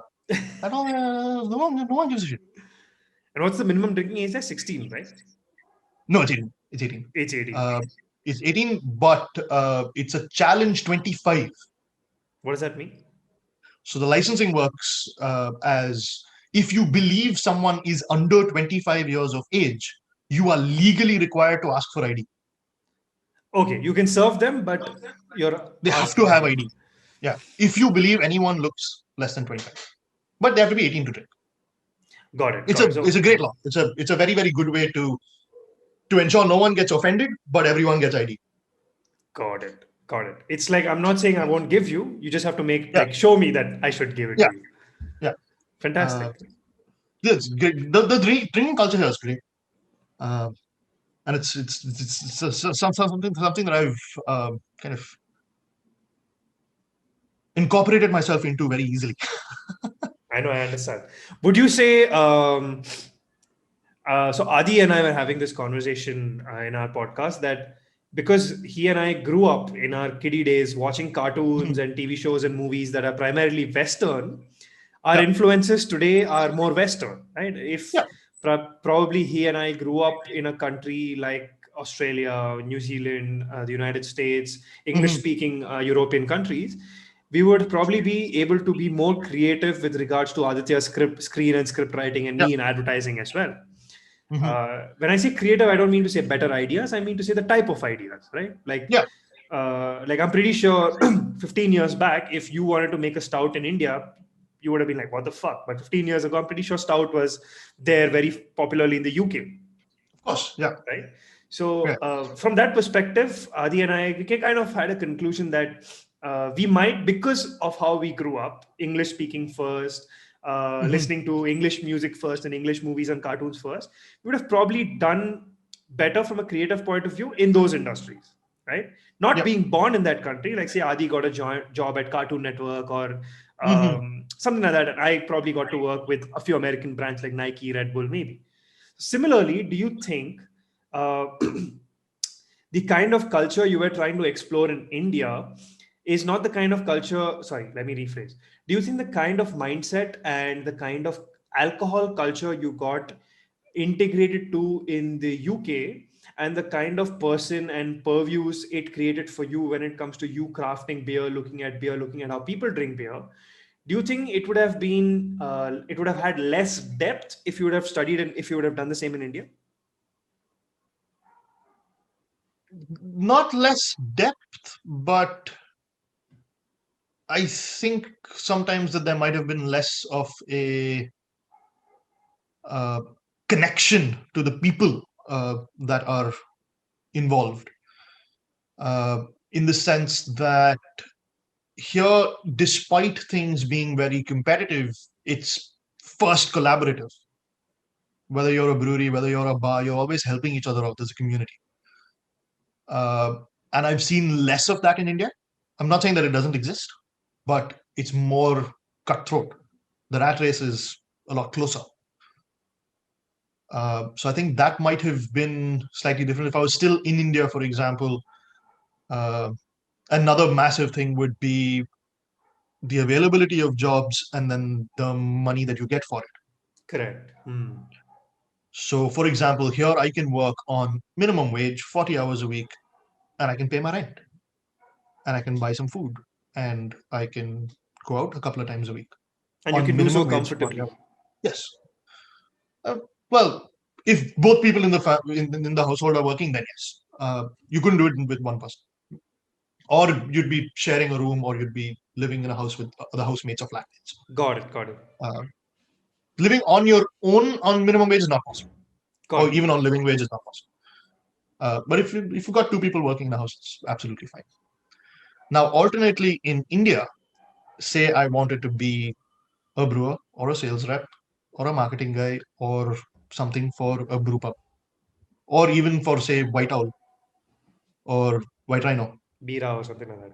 Yeah, the money that I would get for that would not allow me to go and live on my own. It wouldn't be enough. In the alcohol industry, the pay is low. What is very disappointing at times is, particularly now again in India, what I found was, say you were a brewer coming from the US or coming from Australia and you applied for a job in India, your salary is four times as much as the Indian guy with the same qualification. Fuck. So Hmm. that is unfortunately something that does exist. So that white worship is still there in this industry as well. 100%. And that won't go away anytime soon. I don't think, at least. It doesn't look like it will. Do you think it's because they bring better craft and better skill and better exposure? I don't think so. The the Indian guys that I've met who are brewers are just as qualified, just as talented. They've also been homebrewing for 5 years. They've also gone and traveled and they've drank everything. They may not have grown up with it, but they've gone and almost every single brewer in India has studied Harriet Watt. There are some of them that do the course in Pune. There are some of them that do it in Germany. There are some of them that do it elsewhere. But 99% of them are coming from Harriet Watt. Mm-hmm. They've done this course. They are just as qualified. They have studied in Scotland. They've drank the best craft beer in the UK. They've gone traveled around Germany. They've drank all those beers. They've come back. They've done their research. They've studied. But the impression is he must know things better. Because he comes from there. Hmm. Hmm. And do you think this hinders enthusiasts who probably are in hospitality studying, I mean, sorry, who are probably in Christ studying hospitality right now, probably like, I want to be a craft, I want to be a brewer because I love alcohol. And they're like, Yeah, can't make a career out of it. I I think it might hinder some folk, but predominantly people want to fight that. You want to change it. You want to be a part of that revolution. It's exciting. You want to demand for the right amount of money. You want to demand for the right amount of pay. You want to demand for that independence, and you want to prove that you're good enough. And I think that comes quite naturally to most people. That you want to prove, you want to be just, you want to show that you're just as good. And I do think that sometimes gives you more of a drive, more of a motivation at times. You feel like an underdog. Everyone loves the underdog story.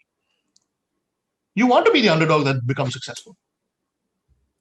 So I do think that it may deter some people from doing it, but I also think it's an extra motivation for the others that stick by it. Got it. The ones who will go through the grind are the Yeah. gems that will come out Yeah. at the end of it. And I think that'll help. That will help the industry grow quite a bit more. Noted. That's interesting. As kind of a backwards, in a very backwards way, but it will. In almost a negative way, but there will be a silver line. I get what you're saying. So the best example for that is this conversation right now. We're having it in fluent English. Why? Colonization. They came and fucked us. They gave us English and went. They gave us the schooling that we took and went. We studied in places like Cottons and Josephs and all for what? They're all set up by them. Yeah. But there is a silver lining. Now we are all global citizens and we can go and screw them wherever we are because we're now more qualified than them and we're better than them. Now we can have the Shashi Tharoors pulling their legs. Yeah, we've got the motivation now. We have to be better than them. I know what you're saying. I think, so it's basically like to say that, you know how they say, right? Like to, like you're saying, fuck you to the system. Yeah. You know? You want to be able to. And I think there are more people that want to do that than there aren't. Yeah, I know what you mean. I know exactly. There are people that want to fight that stigma around alcohol. There are people that want to say, no, it's normal, man. It's okay. I can make a career out of this.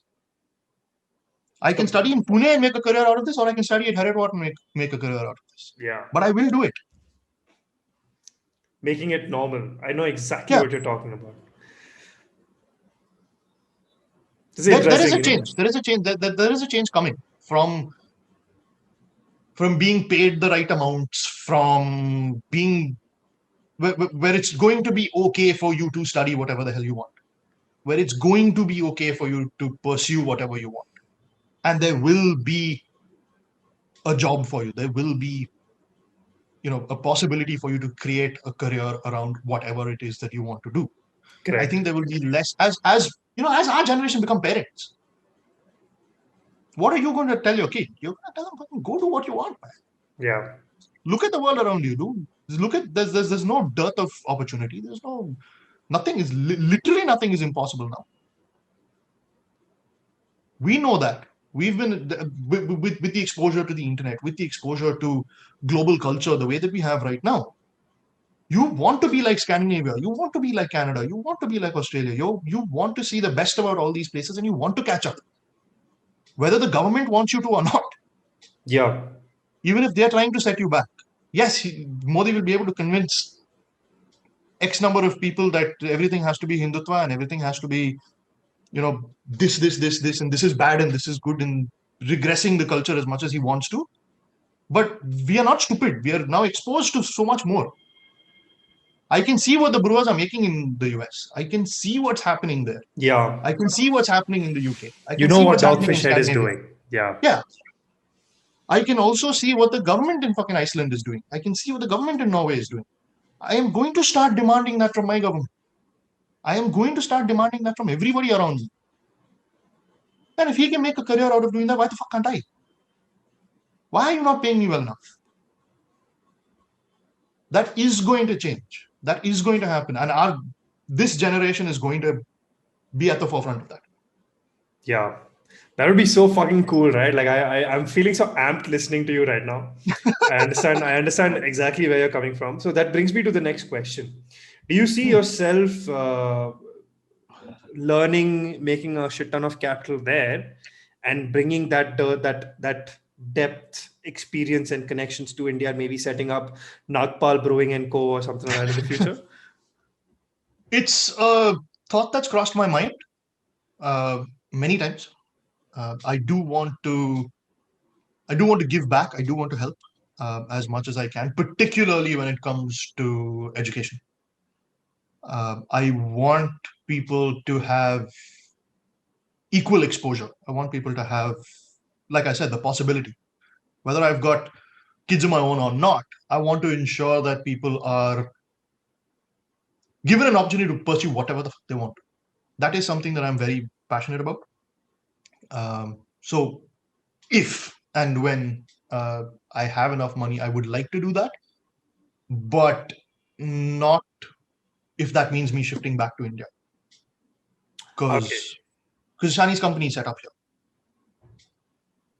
I don't want that to change. I don't want that to shift, and we can't move that to India at this point, at least, because R&D is not funded as much. Here, the government is supporting.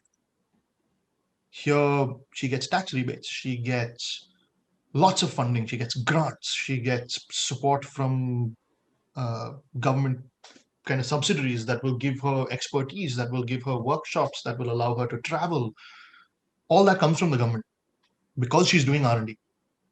Her customers will all be here in the UK, will be in the US, will be in China. So with that in mind, I wouldn't want to move. And selfishly also, standard of living is fucking amazing here, man. I can, like I said, I can pay all my bills happily. I can play cricket on the weekends. Don't have to worry about much. So on a selfish level, I'm not wanting to move back. Got it. So maybe let's keep geography aside. How would you, 15 years from now, let's assume, when both of us are just going to be about to enter our 50s, Yeah. what would you like your legacy to be in this space? Uh, this space could either be, so I'll just throw some ideas out of how I'm seeing Yeah. this. You could either be a restaurant owner, you could either be a brewery owner, you could either be the head of something like the Doyle brothers, you could be something like that. Yeah. So what do you see yourself? And maybe once you guys are 50, maybe you might not want to move to India, but do you see that hospitality front, maybe you hiring a manager or something like that in India, and a young upstart Karan Nagpal in India who runs things for you here? So do you have those kind of visions? Less in terms of a hospitality empire, more in terms of maybe if I had the money to uh, maybe start a school or start a fund, start a grant system of some kind where kids are sent to a decent school and I get to support that. And it has nothing to do with them learning only about distilling and alcohol. Nah, I don't care about that. That's It's fantastic. more about uh, give the kid a laptop, give the kid internet connection, give the kid an atmosphere to learn. Give him all the books that he wants. Give him a fucking Kindle. So he's not distracted by fucking Facebook and Instagram. Give him a Kindle. I Give him know what you mean. something that just get people. You know the education that we got. Mm. I want that to be for everybody. Can you imagine a billion people with that education? That you studied world history, you studied civics, you studied every scientific little thing that they were able to teach you at the time. You learned it in English, which is a global language that you need to know now. And you were exposed, obviously, with the internet to global culture. I want that to be a thing For to everyone. as many people as possible.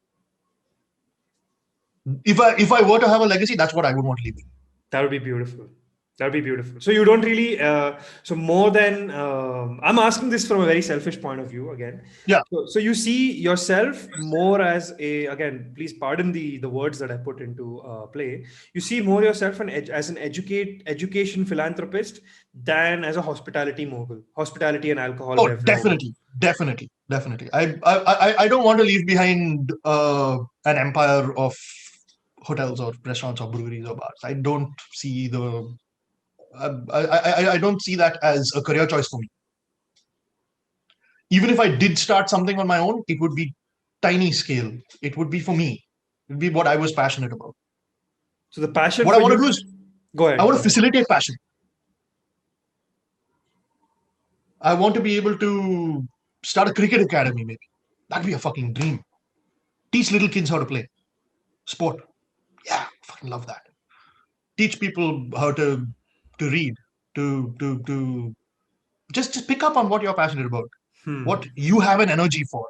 I love being able to see that. Even when I was growing up, when I was playing cricket in, say, backyard, wherever we were, in embassy apartments, when I was playing that little bloody cage, I would go knock on the doors of all these little kids, tell their parents I'm taking them and going, enough. They're sitting in front of the TV all the fucking time. They're coming and playing cricket with me now. Because I knew they were interested, but they were distracted. Take them 6 in the morning, 7 in the morning, go throw balls at them. Like, play. Whatever you want to do, whatever you want to come spend some time outside. Yeah. Parents loved me for that. I'd be playing fucking, even when I was 21, 22, dude, every second I got, I'd be playing cricket. And these kids are sitting and playing fucking video games shit, dude. They're playing cricket on the computer. Probably fucking don't even know what they play. I don't care. I play video games, dude, but to see someone spending all their time there was very disappointing. I know what you mean. So it was, come and play for some time, go read something, then go play, dude. Play how much video games you want after that. So I was trying to get these kids to play cricket, and at the same time I was telling them, oh, you know what, read this book. I'll give them something from my library. I'll give them a Harry Potter book. I'll give them some other kid's book that I've got left over from when I was a kid. Give them, go read, go do this, go do that. And I loved watching it when they come back and talk to me about it. There was one kid went on to captain his school in cricket. He didn't know how to hold a bat before I taught him how to do it. And you know what he did? He won a medal. Scored a century, won a medal. He didn't go home. Still in his cricket uniform, came to my house. Look, I love that. I'm getting goosebumps thinking about it now. So you see yourself as a facilitator for the next generation that wants to pursue its own passions and dreams. Whatever they're passionate about. I love seeing that spark. Imagine a billion kids able to pursue careers like we are doing right now. Yeah. To do what they want. Whatever they want. However creative it may be, however boring you might think of it, or I might think of it as very boring. But he loves it. Let him do it. Yeah. I know what you mean. Give him the opportunity. So if I have to put it all together, I mean, I think we're coming towards the end of our podcast. If I have to put it together, I think it would be like, you wanted to learn how a person makes his beer and what goes into making it, which started with that whole Guinness story of yours, which is why you pursued the craft that you have. But you don't see yourself as someone who builds the rest of his life in this. You see yourself as someone who probably wants to do this for a while, stay in Edinburgh, like you said, you're very clear about that. So do what you can to make sure that you have a job, which you said, like you wake up and you're like, fuck yes, I can do this, which you like doing in the alcohol industry. But probably for all you know, I don't know. I want to talk about cricket next after this and we can end. You might, for all you know, become a cricket coach. And that is also something that you might get paid enough. So you choose, I don't have to make beers anymore. I can probably teach cricket for the next 2 years and still make a living. So I understand that. I totally get that. And I would like to say to you that on this path of yours, you always have me as someone, if you ever need to teach kids or if you're ever setting up an institute. I also love working with kids. I believe, I'm 100% self-taught in the sense that I learned Photoshop myself. I learned public speaking myself. I learned how to write emails myself. I learned how to, everything that I know, I learned myself. So I would like, and it took me a lot of time and a lot of pain and suffering, which I would like to avoid for other kids. Especially the pain and suffering, but it's unnecessary, I feel. And they can waste their time, of course. I'm going to interrupt you there. You don't think that was character building, though? Some amount of it. I get where you're coming from. I was actually going to add to that. See, I think the pain and it's right pain and suffering, I would say that's necessary, not the kind of debilitating, soul-crushing pain that I'm talking about. See, I'm talking about traumatic pain, not like character building pain. I'm talking about like fear of loss, fear of abandonment, fear of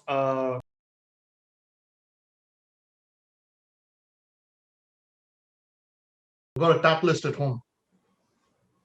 These are things that you have on tap at home? Yeah. It's all made by you? Yeah.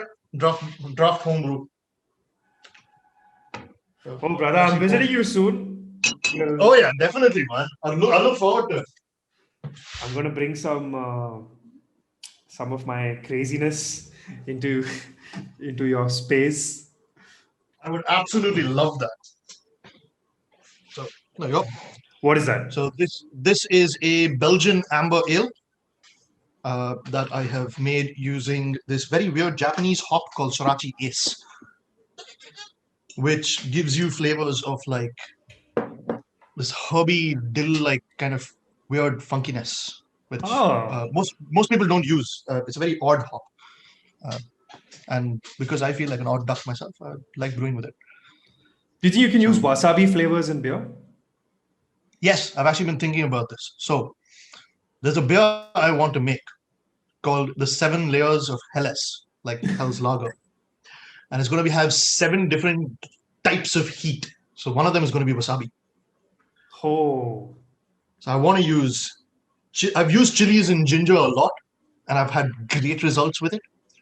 I've used different levels of heat and found great results with it. I've had lots of beer with chilies, and it's been amazing. do they use the chili seeds, the skin, or the juice? Everything you can use Okay, whatever you want, okay, depending on what you want to achieve from it. okay. So, do you want just the capsaicin, just the heat? Then use the seeds. But it's expensive if you want to use just the seeds. Think about how much you might have to put in a beer. Yeah, yeah. Do you want the little fruitiness from it? Then you use the skin. Do you not want the heat? Do you want only the fruitiness? Take the seeds out, put the skin in. Got it. It's what you want to achieve, what flavor profile you want to achieve. And I want to be able to do this with, like, it was, what I thought about. So it was wasabi, ginger, chilies, pepper, something else. There were seven ingredients that we had come up with. Me and a friend had come up with them. We said we're gonna have seven layers of lettuce. But also, yeah, you could use like just straight up wasabi and make something. I've made some really weird shit. I've got a chai spiced beer that I've put in bottles. I've got like a sherry coconut chocolate thing that I've got in bottles. I made a mint beer, which was a surprising success because I love the flavor of mint, and it's usually very toothpastey when it comes in a beer. And I've managed to find the right essence, the right proportion, and the right temperatures to make it taste more like an after eight. So it's got that Okay, okay. chocolatiness to it, Hmm. which I was so happy about, like actually nailing that. But yeah, there's absolutely zero limit to what you can put into a beer and what flavor profile you can achieve. Whatever you can think of can be done. A little bit of experimentation will be necessary, but it can be done. Can you make whiskey beer? This is a dumb question, I Yeah, know, but well, you can. You can just you make a beer and you barrel age it in the whiskey barrel. okay. So it's not like you And take whiskey and then make beer out of it. no, you take beer and make it into whiskey. Okay, That's how it starts. So okay, all whiskey start off with the same raw material or the same raw ingredient, that is malt, water, and yeast, as beer. The only difference is you want to put hops in it and you distill it okay. In and then beer, you you barrel put age. hops. Yeah, that acts as a preservative, and nowadays it's a lot of flavor as well. So every hop is a different flavor, and now there's 300, 400 different varieties of hops you can pick up. Interesting. So yeah, this brings me back to that conversation we were having about training kids, right? Like I think that's a fantastic mindset to have, where you want to train at a grassroots level, whether it's Yeah, brewing, whether it's how to pursue your craft, or how do you pursue what you want to yeah, do, and how do you do it even when the rest of the world is saying not to do it, and stick to your guts. And I think yeah. that's a very That's solid thing. that's probably what it would be like. Stick to your guns and do what you want to do. Pursue it Yeah. doggedly. Work 90 hours, but it should be work that you like. Yeah, yeah. Like if you want to Ev- be someone who enjoys cleaning shit, clean shit. Do it. Yeah. And if I've worked you, 100-hour weeks. I've broken my back. I've broken my shoulders. I've gone to work in severe pain. I've still loved every second of it. yeah, I know what you mean. When you love what you do, everything else becomes secondary. Everything Yeah, else becomes secondary, I feel. absolutely. You know? And I've So always lived like that. I've been given the opportunity to live like that. I've had so much support from family. I've had so much support from close friends. I've had so much support from the industry that I wanted to be in. And I it's want that to be possible for more people yeah, it's always because I been can see how conducive. happy that makes me. Yeah.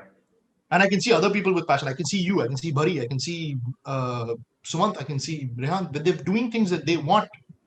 We've been given such amazing opportunities, but we are in that much of a bracket. In India, we're a ball hair. We're that thin a fucking bracket. Yeah. How do you It make needs sure to that be, it goes yeah, it needs top to be down? everybody. Yeah, I agree with you. Immediately when you do that, then you'll see this change from that grassroots level. You will see change across the board. Nobody will want that corrupt government anymore. Nobody will want that archaic school system anymore. That will all break. The more that you can spread this independent education, this independent knowledge, this thirst for knowledge, Yeah, the more you can facilitate that, that will then lead to every other change that you think society needs. correct. And autonomy in the pursuit of knowledge. I think that's how I like to put it Yeah, because that's it's a like lovely how, way to put it. I yeah, love that. it's like how you put it, now, Karan. Like if instead of me wanting to change society, instill the thought at a grassroots level, 20 years later, automatically society will change. Mhm. You know? You can, if you do that to 20 people, they'll do it to another 40 Yeah, each. yeah. They'll And do they it to do it their to 40 kids. each. Yeah, you kind of create that pyramid scheme, Yeah, but in a good way. it's a good pyramid. Yeah. Yeah. So what's that flavor like? What's the flavor off the top of your tongue when you immediately have So that? this is made using probably my favorite yeast. It's an Abbey yeast from Belgium, which kind of, how do I describe it? Um, it's in brewing terms you use the word funky, Okay, okay. but it's very hard to describe that. Is it like Uh, it- what you it's mean what by like? umami is to food. Got it, That got it, got it, savoriness, got it. that kind of Pungent yeah, it's a little savoriness. bit pungent. It's a little bit savory. Uh, it's very iconic of Trappist beers from Belgium. So these are very old yeasts that have been propagated from the 1600s or earlier even. For example, something like Weinstefano, they've been using the same yeast strain, the same family of yeast from 1010 AD. Wow, wow. The brewery is still running to date. It's the oldest successfully running, continually running brewery on the planet. And they still use the same yeast. It probably tastes almost exactly as it did then. Back They then, didn't understand what yeast was at that time.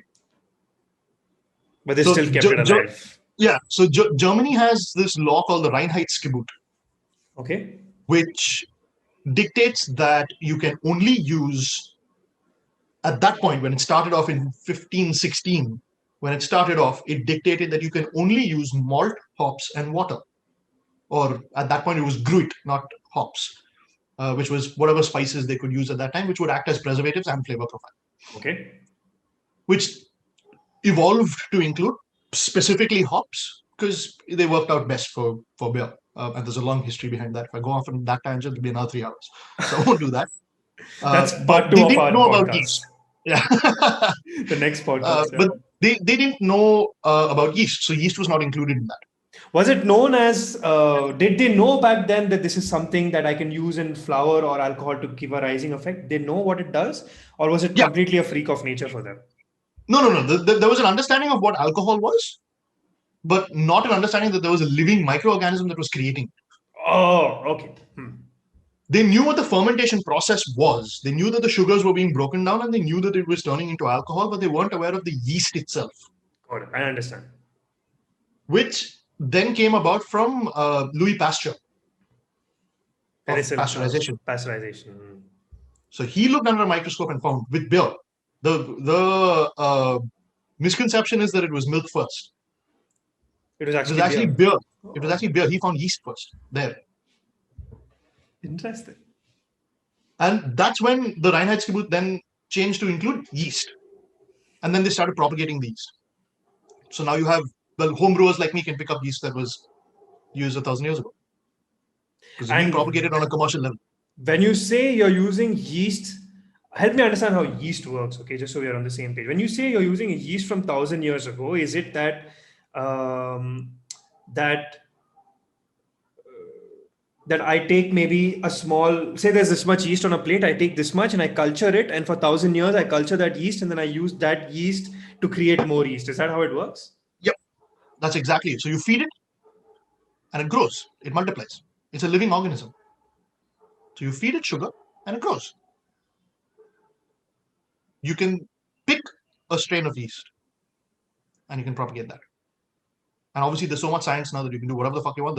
There's a new yeast now called Quake that does the work instead of over 2 weeks, it does it over 2 days at 30 degrees. It's been used. It's been cultivated in a lab.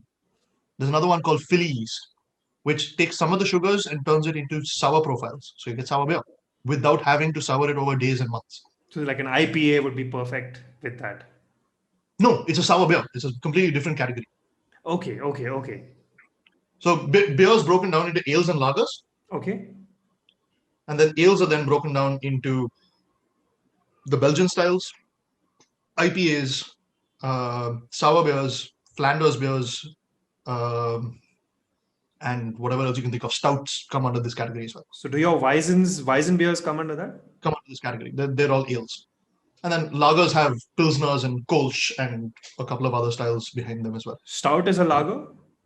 No, stout is an ale. Okay. That comes under that category. Okay. And again, it keeps subdividing. So you have ale yeast and lager yeast as two major separations. And then there's subcategories. The species changes. Okay, got it. Different flavor profiles. It's like indica, sativa, wheat kind of a thing, you could say. Exactly. And then you can have your blueberry stuff, and then you can have your whatever other wheat strains are. I don't know. Yeah, lemon cheese cushions. I've heard the names, but I don't smoke weed at all, so I don't know much. Yeah, you don't partake at all, right? The thing is, every time I do, I pass out. There's no point. I sleep very well. I enjoy it. So maybe once a year or something, if some friend is having, I'll do it. But I have to be at my house. So you're not. I'll fall asleep. Got it. It's not like how you're with beer. It's more of a party thing. Yeah, it's. I know that I'm going to sleep. That's the only problem. I think I would enjoy it if I could stay awake. No, I get what you're saying. It doesn't interact with me properly. Everyone, yeah, I get what you're saying. Like I'm not an alcohol guy. I can't have more than 1 pint, and it really gets messy for me. So I understand that. Yeah. Like I love having a 60 on the rocks whenever I go out and in a party. But that'll also be once in 2 months. I choose not to drink more than that. But still, I love booze. I love people who drink booze, and that's why I wanted to have this conversation. But like you said, I'm more of a cannabis guy than a drinking guy. I think maybe my liver is not it's a little fatty, possibly because I got a checkup once because I was not digesting rice very well, and he said your liver might not be good. And that's when I asked him, is it why? Because I drink 20 ml, 30 ml of beer, and I've already got a buzz. So he said to me, your liver might be not good, So interesting. Yeah. It's not like I don't puke at all. Okay? I don't puke. I just get really buzzed in 2-3 sips. So what's your take on legalizing weed in India? Is that ever going to be a thing? It's a good question. It's a great question. It's a lot of because a lot of good reasons to do it. A lot of reasons to do it. Whether it is to police it properly, whether it is to ensure that it's good product, whether it is to create an industry around it, to tax it. Yeah, I'll tell you. Okay, there are good things to do, and you can't OD on it. You can't. Yeah. You physically cannot OD on it. Yeah, I'll give you an analogy. Maybe that'll help you understand better. Like, imagine 15 years ago if someone had pitched IPL to the general cricket masses, loving masses. They would have been like, "Fuck you." Like, what the fuck are you saying, bro? I want my Sachin for 10 overs. I want my Sehwag for 10 overs. And then I want a test match. I want a test match. I want to see Australia getting thrashed for 20 overs, 30 overs. So back then, if you had pitched the idea to the BCCI or the general populace or the government, they would have all three been like, fuck you. Yeah. Now, you can't imagine life without it. You can't imagine life without it. Like the population can't imagine a 50 overs match. The BCCI can't imagine their business without IPL, and IPL is the funding and money. And the government can't imagine a year without IPL. Right? Even though unless they have an election and then they ask the IPL to fuck off. Even then, they can't imagine without IPL. It'll still happen in Dubai, Yeah. So that's another one. So I think our next podcast, we're going to get more into the types of beers and more into cricket. In this podcast, I want to get to know you as an individual and introduce you as a person, mindsets, and the mindset that you've had in your story. In the next one, we'll deep dive into it. So, Love to, love to, love to. yeah. So I think, like you realize, right, that the BCCI Whoever tested pitched it it out was ahead of their time also. was way ahead of their time, Yeah. right? And What's so his name? imagine Lalit Modi. Lalit Modi. So imagine Lalit Modi in the first pitch when he's pitching IPL, how he must have Yeah. been like shunned versus Mm. now. So I think it's the same with cannabis, right? The only difference is that it's got like cricket was never taboo. Cannabis is Yeah. extremely taboo.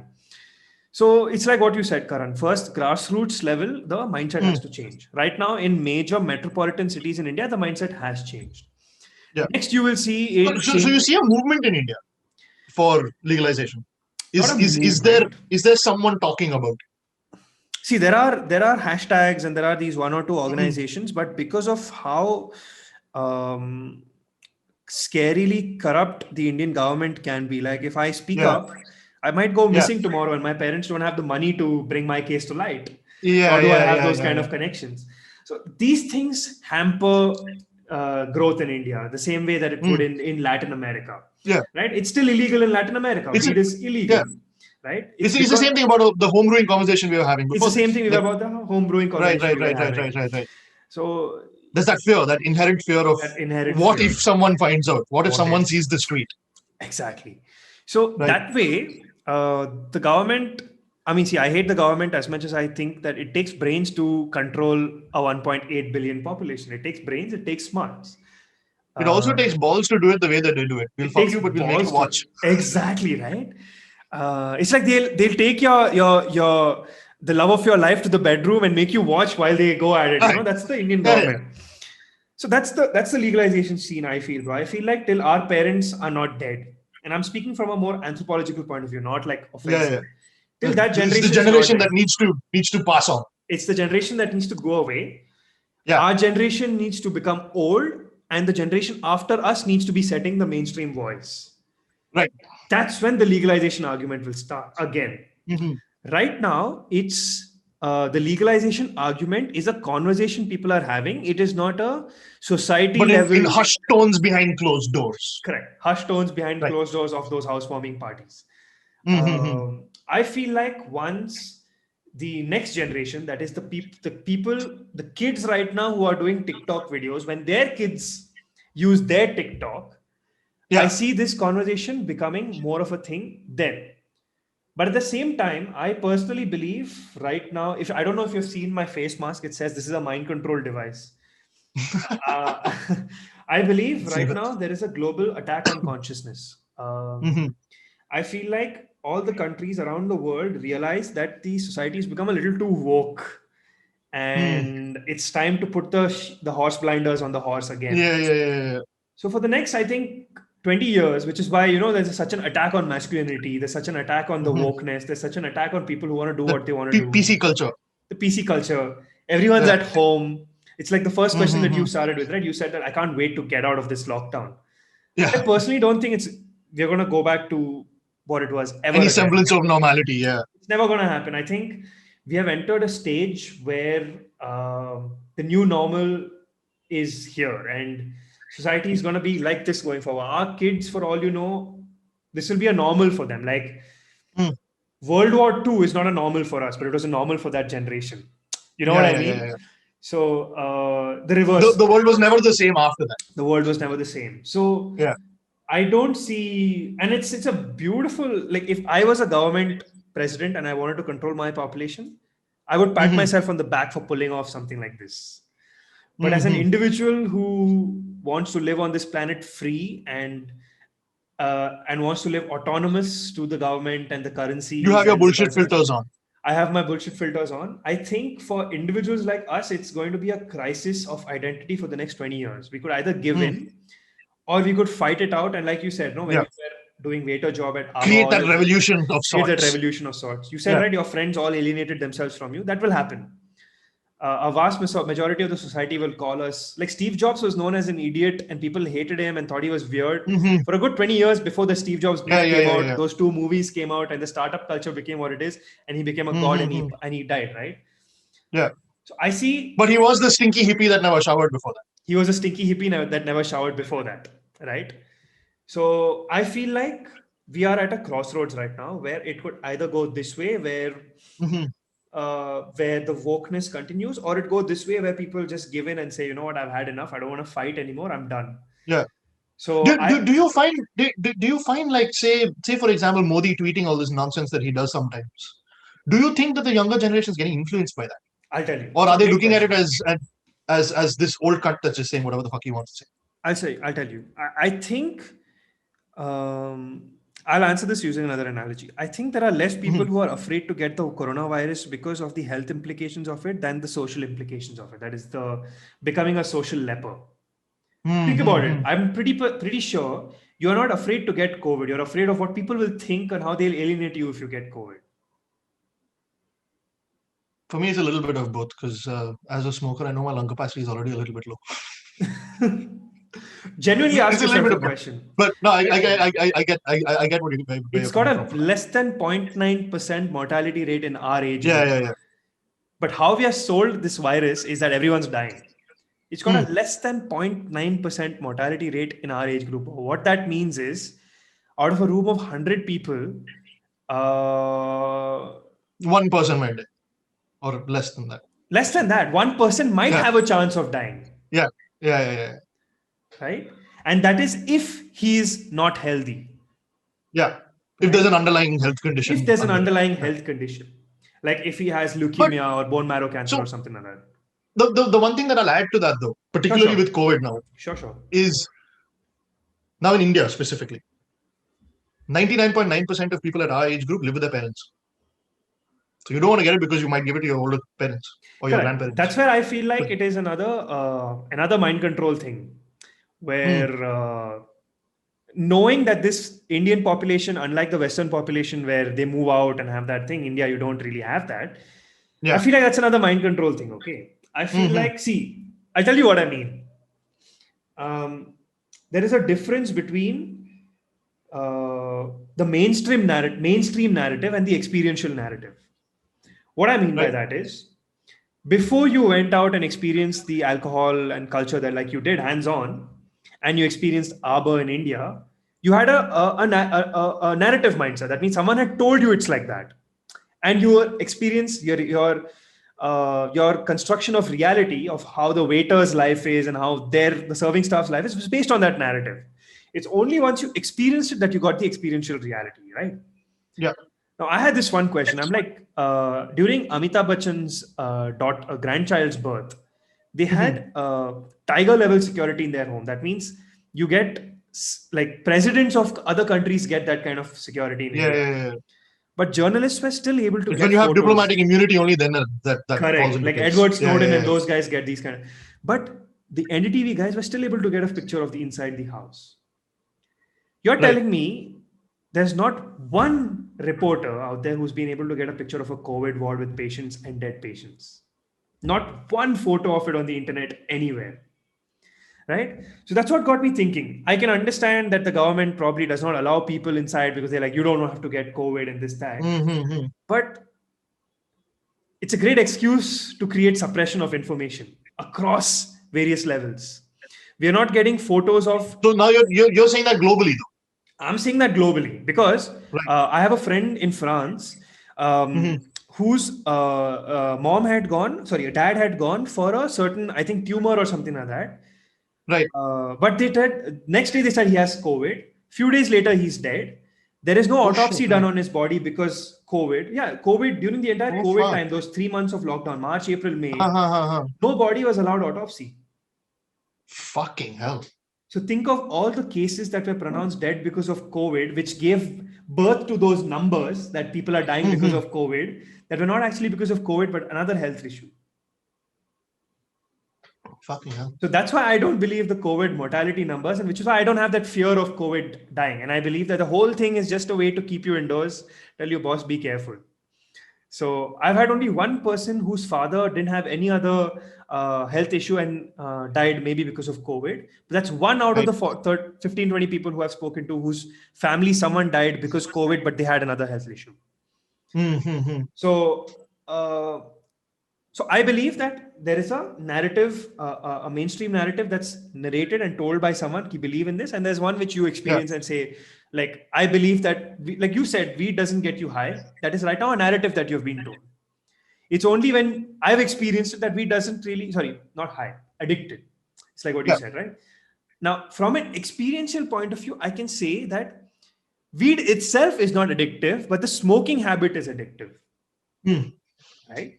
So similarly, um, I believe that till you have a generation of not just the mainstream Indian audience who is watching your Ted the Stoner and your Stoner flicks, but even your normal audience who's on TikTok and laborers' sons and all, it's only once they get to understand that weed is Yeah. not bad And they're that able to question it. and they're They're able able to to question experience it and it, question it. experience it and question it, that I feel like the legalization movement will become pan-India, not just metro cities. So that's how I would like to answer your question. I think right now we are at a Yeah. crossroads where society can give into this whole COVID narrative, and if it does, we're screwed. And the whole thing happened in India, right? With all the actors getting locked up because of weed and Sushant Singh Rajput's. So the I whole think you're Sushant right. Singh Rajput, there's an actor who committed suicide, and then they realized that his Ha, death ha, might ha. have been abetted because of the people who were supplying him drugs don't want to be get caught, and then a lot of Oh, these fuck. Bollywood actors and their dealers and their peddlers started getting FIR cases or cases to appear in front of the IRS and in front of the drug court because they Mhm. were suspicions of using cannabis. It's all weed and Huh. hash. So you had COVID But lockdown. actually, there are a lot of hard drugs in Bollywood. Everyone Millions of knows that. hard, yeah. So I feel like it's all a narrative because for that good 3-4 months, even in a city like Bangalore, which is known for its relaxed cannabis culture, a lot of the Mhm. peddlers were caught. I think a good 60-70% of peddlers were put behind bars. Oh, A, fuck, right. a huge chunk of the mafia has taken control of the selling, and the prices have skyrocketed 30%. So in the back end, a Already lot so of expensive for such a product. correct. For such a product, it's already so expensive. So you can see, right, there's a lot of things happening in the back end. A lot of people who Hmm. were willing to sell because it's like how you say, right? Alcohol for me is a culture. A lot of people in Hmm. India for whom weed is a culture, not a business, who were selling to their friends, etc. They've stopped. Yeah. Fear of being put behind bars. A lot of the peddlers who have shifted come from their small towns like Odisha, Madhya Pradesh, Andhra, and all Mhm. to these big cities to sell, they have gone back because they don't want to be jailed. So there is Oh. a war on this thing that's happening. Yeah, yeah, yeah, yeah. So that's where I come from. I personally feel like the only thing that legalization will do is it'll give you quality product, but at the same time, there is Mhm. government regulation there. So tomorrow, Yeah. imagine government says something like, I will not allow weed with THC to be sold. I'm screwed because I can only get CBD. Yeah. Right? It's like imagine a government in the UK that says that stouts are not sold anymore, not allowed anymore. Yeah. So something like that can happen. Or it's only So non-alcoholic. it's not only non-alcoholic alcohol allowed, or only Yeah, yeah, yeah. alcohol below 3% ABV. Mm-hmm. So while you have given the government the control of making these decisions, you're also allowing them to choose what can be sold and not Yeah. sold. So that way, I feel cannabis should not be legalized. I feel it should be illegal. Sorry, I feel it should not be illegalized. I feel it should be. Not criminalized, but It should just not. It allowed. should be decriminalized. Yeah, yeah, yeah. You know what I mean? It's like At least decriminalized. yeah, it's what happened in South America. It's what happened in Argentina. They didn't. I was about to mention that. Did you see the stuff that they did in Portugal? Yeah, they didn't They legalize it. decriminalized They everything. decriminalized everything, and it led to the Yeah. rising You fall are in levels. treated as mentally ill if you're addicted to meth or cocaine. You're not treated as a criminal. You're treated as mentally ill. Yeah. So you see, right? Like it's a smart way of doing it. It also has its own implications. Like Of course. how do you How do you know whether they're actually mentally ill or not? yeah, It's how do you that, differentiate between a but mental it's so much illness? better than the current. It It's doesn't so have to much be a better perfect than system. yeah. It'll It's so much lead better to a better than system. It'll yeah. get It's better. so It'll much get better better. than putting them behind bars without Yeah, any road for recovery. yeah. Because when they come back out, then there's a relapse. Then they Whereas relapse in again. this, yeah, here it is complete rehabilitation. Yeah, exactly. It's they do the same thing in Norway as well. Have you seen Jails the are jails in Norway? the jails are all rehab centers. Yeah, the jails look like my apartment, man. It looks Yeah, better than my apartment. yeah. You have You hamburgers and get a all sold you over get a there. TV and shit. Yeah, You get a TV, a full bed, a room to yourself. You come out of there willing to get a job and willing to work. Yeah. Rather than in the US, where everyone that is, I think, what is it? Something silly like 80% of people that get left out of jail go back. Because it's you're just incarcerating people for the sake of incarcerating. Exactly, bro. You got it spot on. They're going in for a small crime. They're coming out as bigger drug lords. They're coming out as bigger criminals Mafiosos. than they were before. Exactly. They've gone in for shoplifting. They're coming out ready to murder. Yeah. Murder and arson. So you got it spot on. Yeah, You got it spot on. I think what should happen is leave it in a gray area. leave it in my gray area. Exactly. You should just decriminalize it and set a few norms of what can be done, Yeah, cannot be done. With and don't regards over to, police it. and don't, it should completely not be policed. It's like sex, bro. You can't police sex. Like, you can never, like, imagine a government that says you can only have sex in these positions at these Yeah. times. Do you know where the word fuck comes from?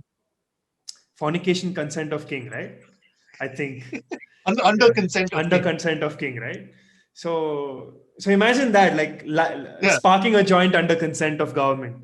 So, Yeah. so what it does is, if I'm going to Mumbai and I want to buy weed there, I can buy weed without being without having to go to a shady place, and I know I will get a certain level But of it's not going to be a quality. shop.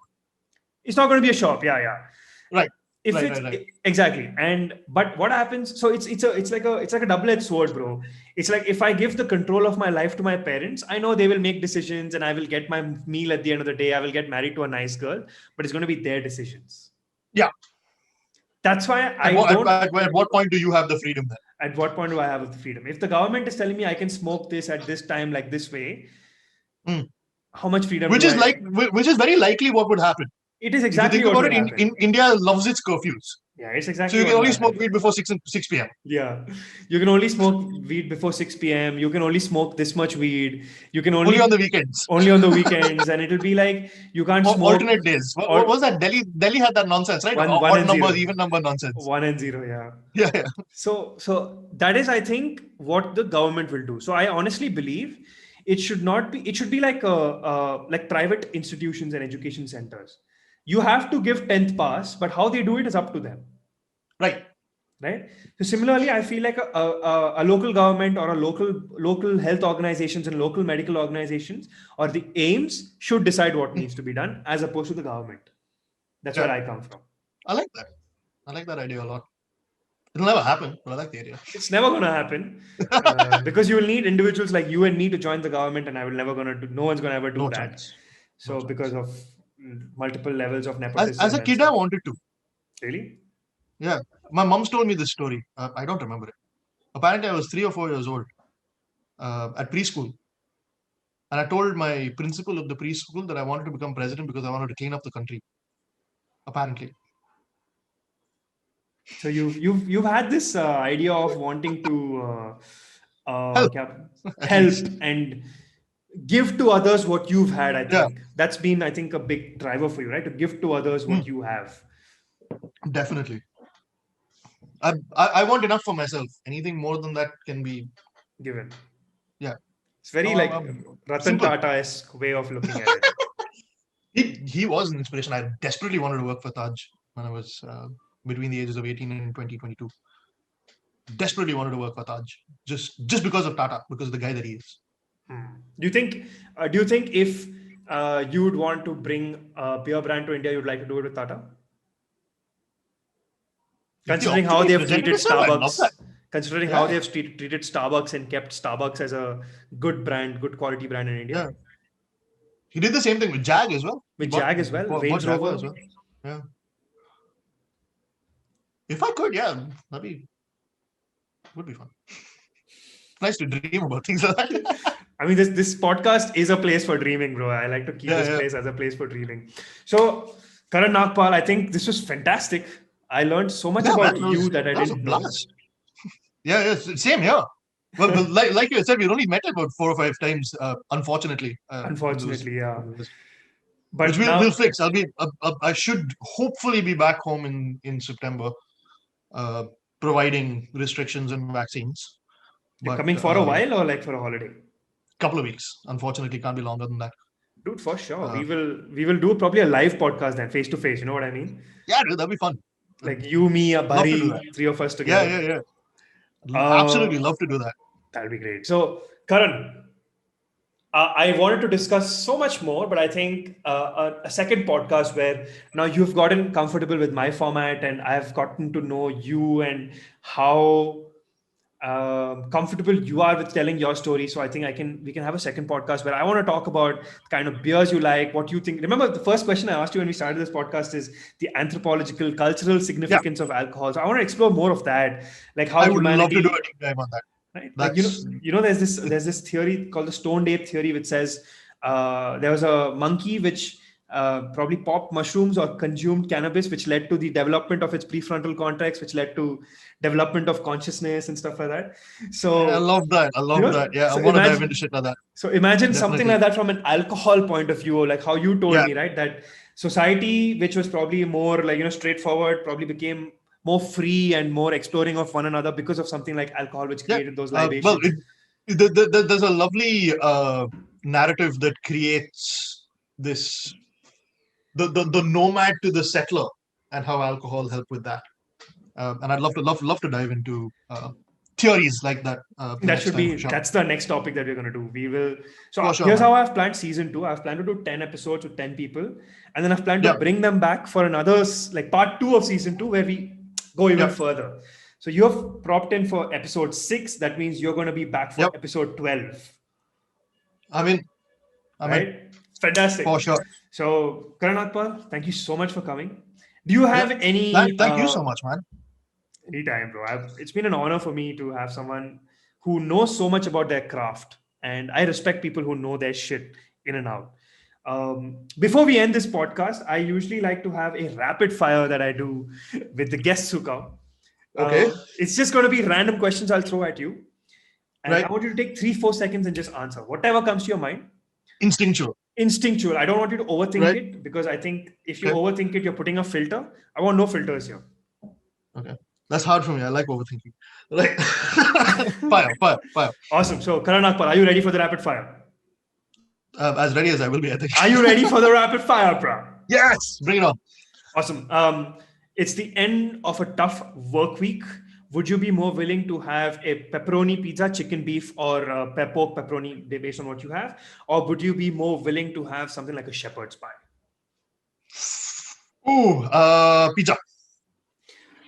If you had to take someone out and have a beer to or have an alcohol to celebrate with them, would you have your favorite beer or a glass of their favorite something? The other person's definitely. Fantastic.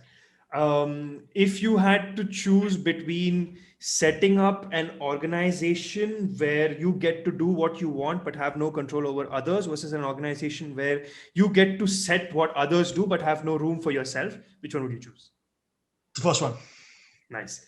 Do you see yourself as someone raising kids because you want to have kids, or raising kids because you want to maybe create more you that have your values and can bring more goodness to the world? Neither. Would you see yourself as someone who wants to help governments or someone who wants to help people? People. Goku versus Superman, who would win in a fight and why? Oh, Goku, because he can keep fucking getting stronger. There's more of a there's more growth that's possible for him in my mind. Understood. Would you say tomorrow if a friend reaches out to you and says, not a friend, an acquaintance you haven't spoken to in a long time reaches out to you and says, I need help. I want to say, come to where you are. I probably need a shout out or I need a recommendation. This is not an individual you have stayed in touch for too long, but they're asking for your Mhm. help. Would you help them out or would you reconsider? What would your thought? I would help, but with a couple of conditions. I'd want to see a CV and I'd want to know what they wanted, so I could help better. I need information. Got it. So you would be willing to help. It's not like you would say, I don't know 100%. you. 100%. I will take all the time out to help anyone that wants it. Got it. If how do you deal with people who piss you off? Ignore them.